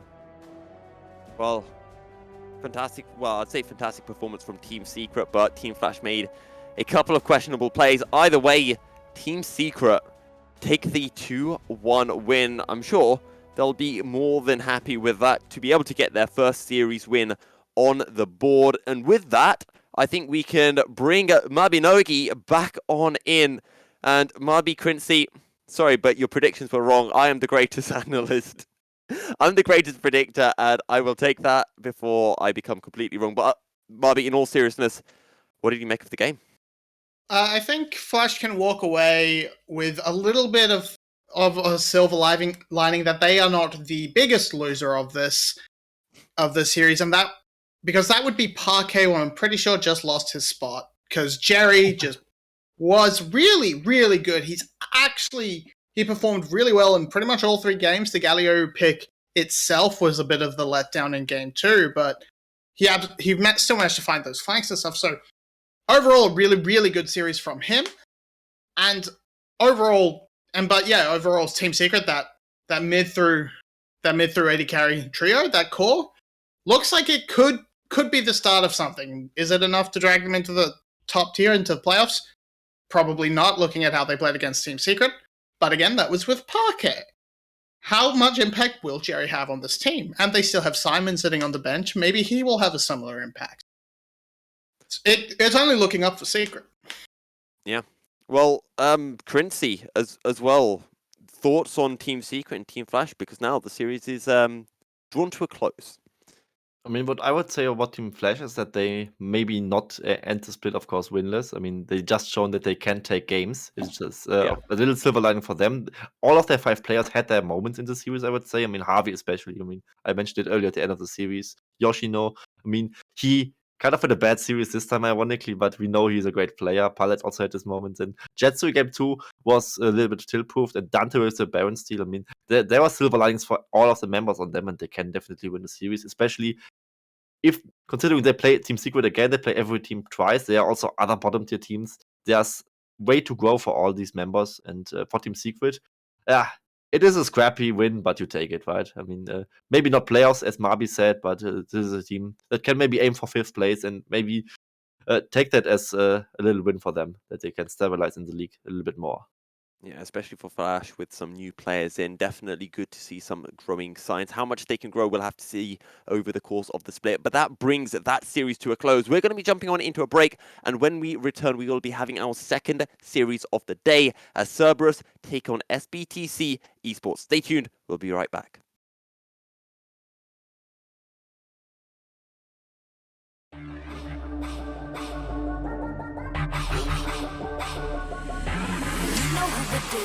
Coming round again, you want a dose of this right now, it's 𝘂𝗀𝗃𝗀.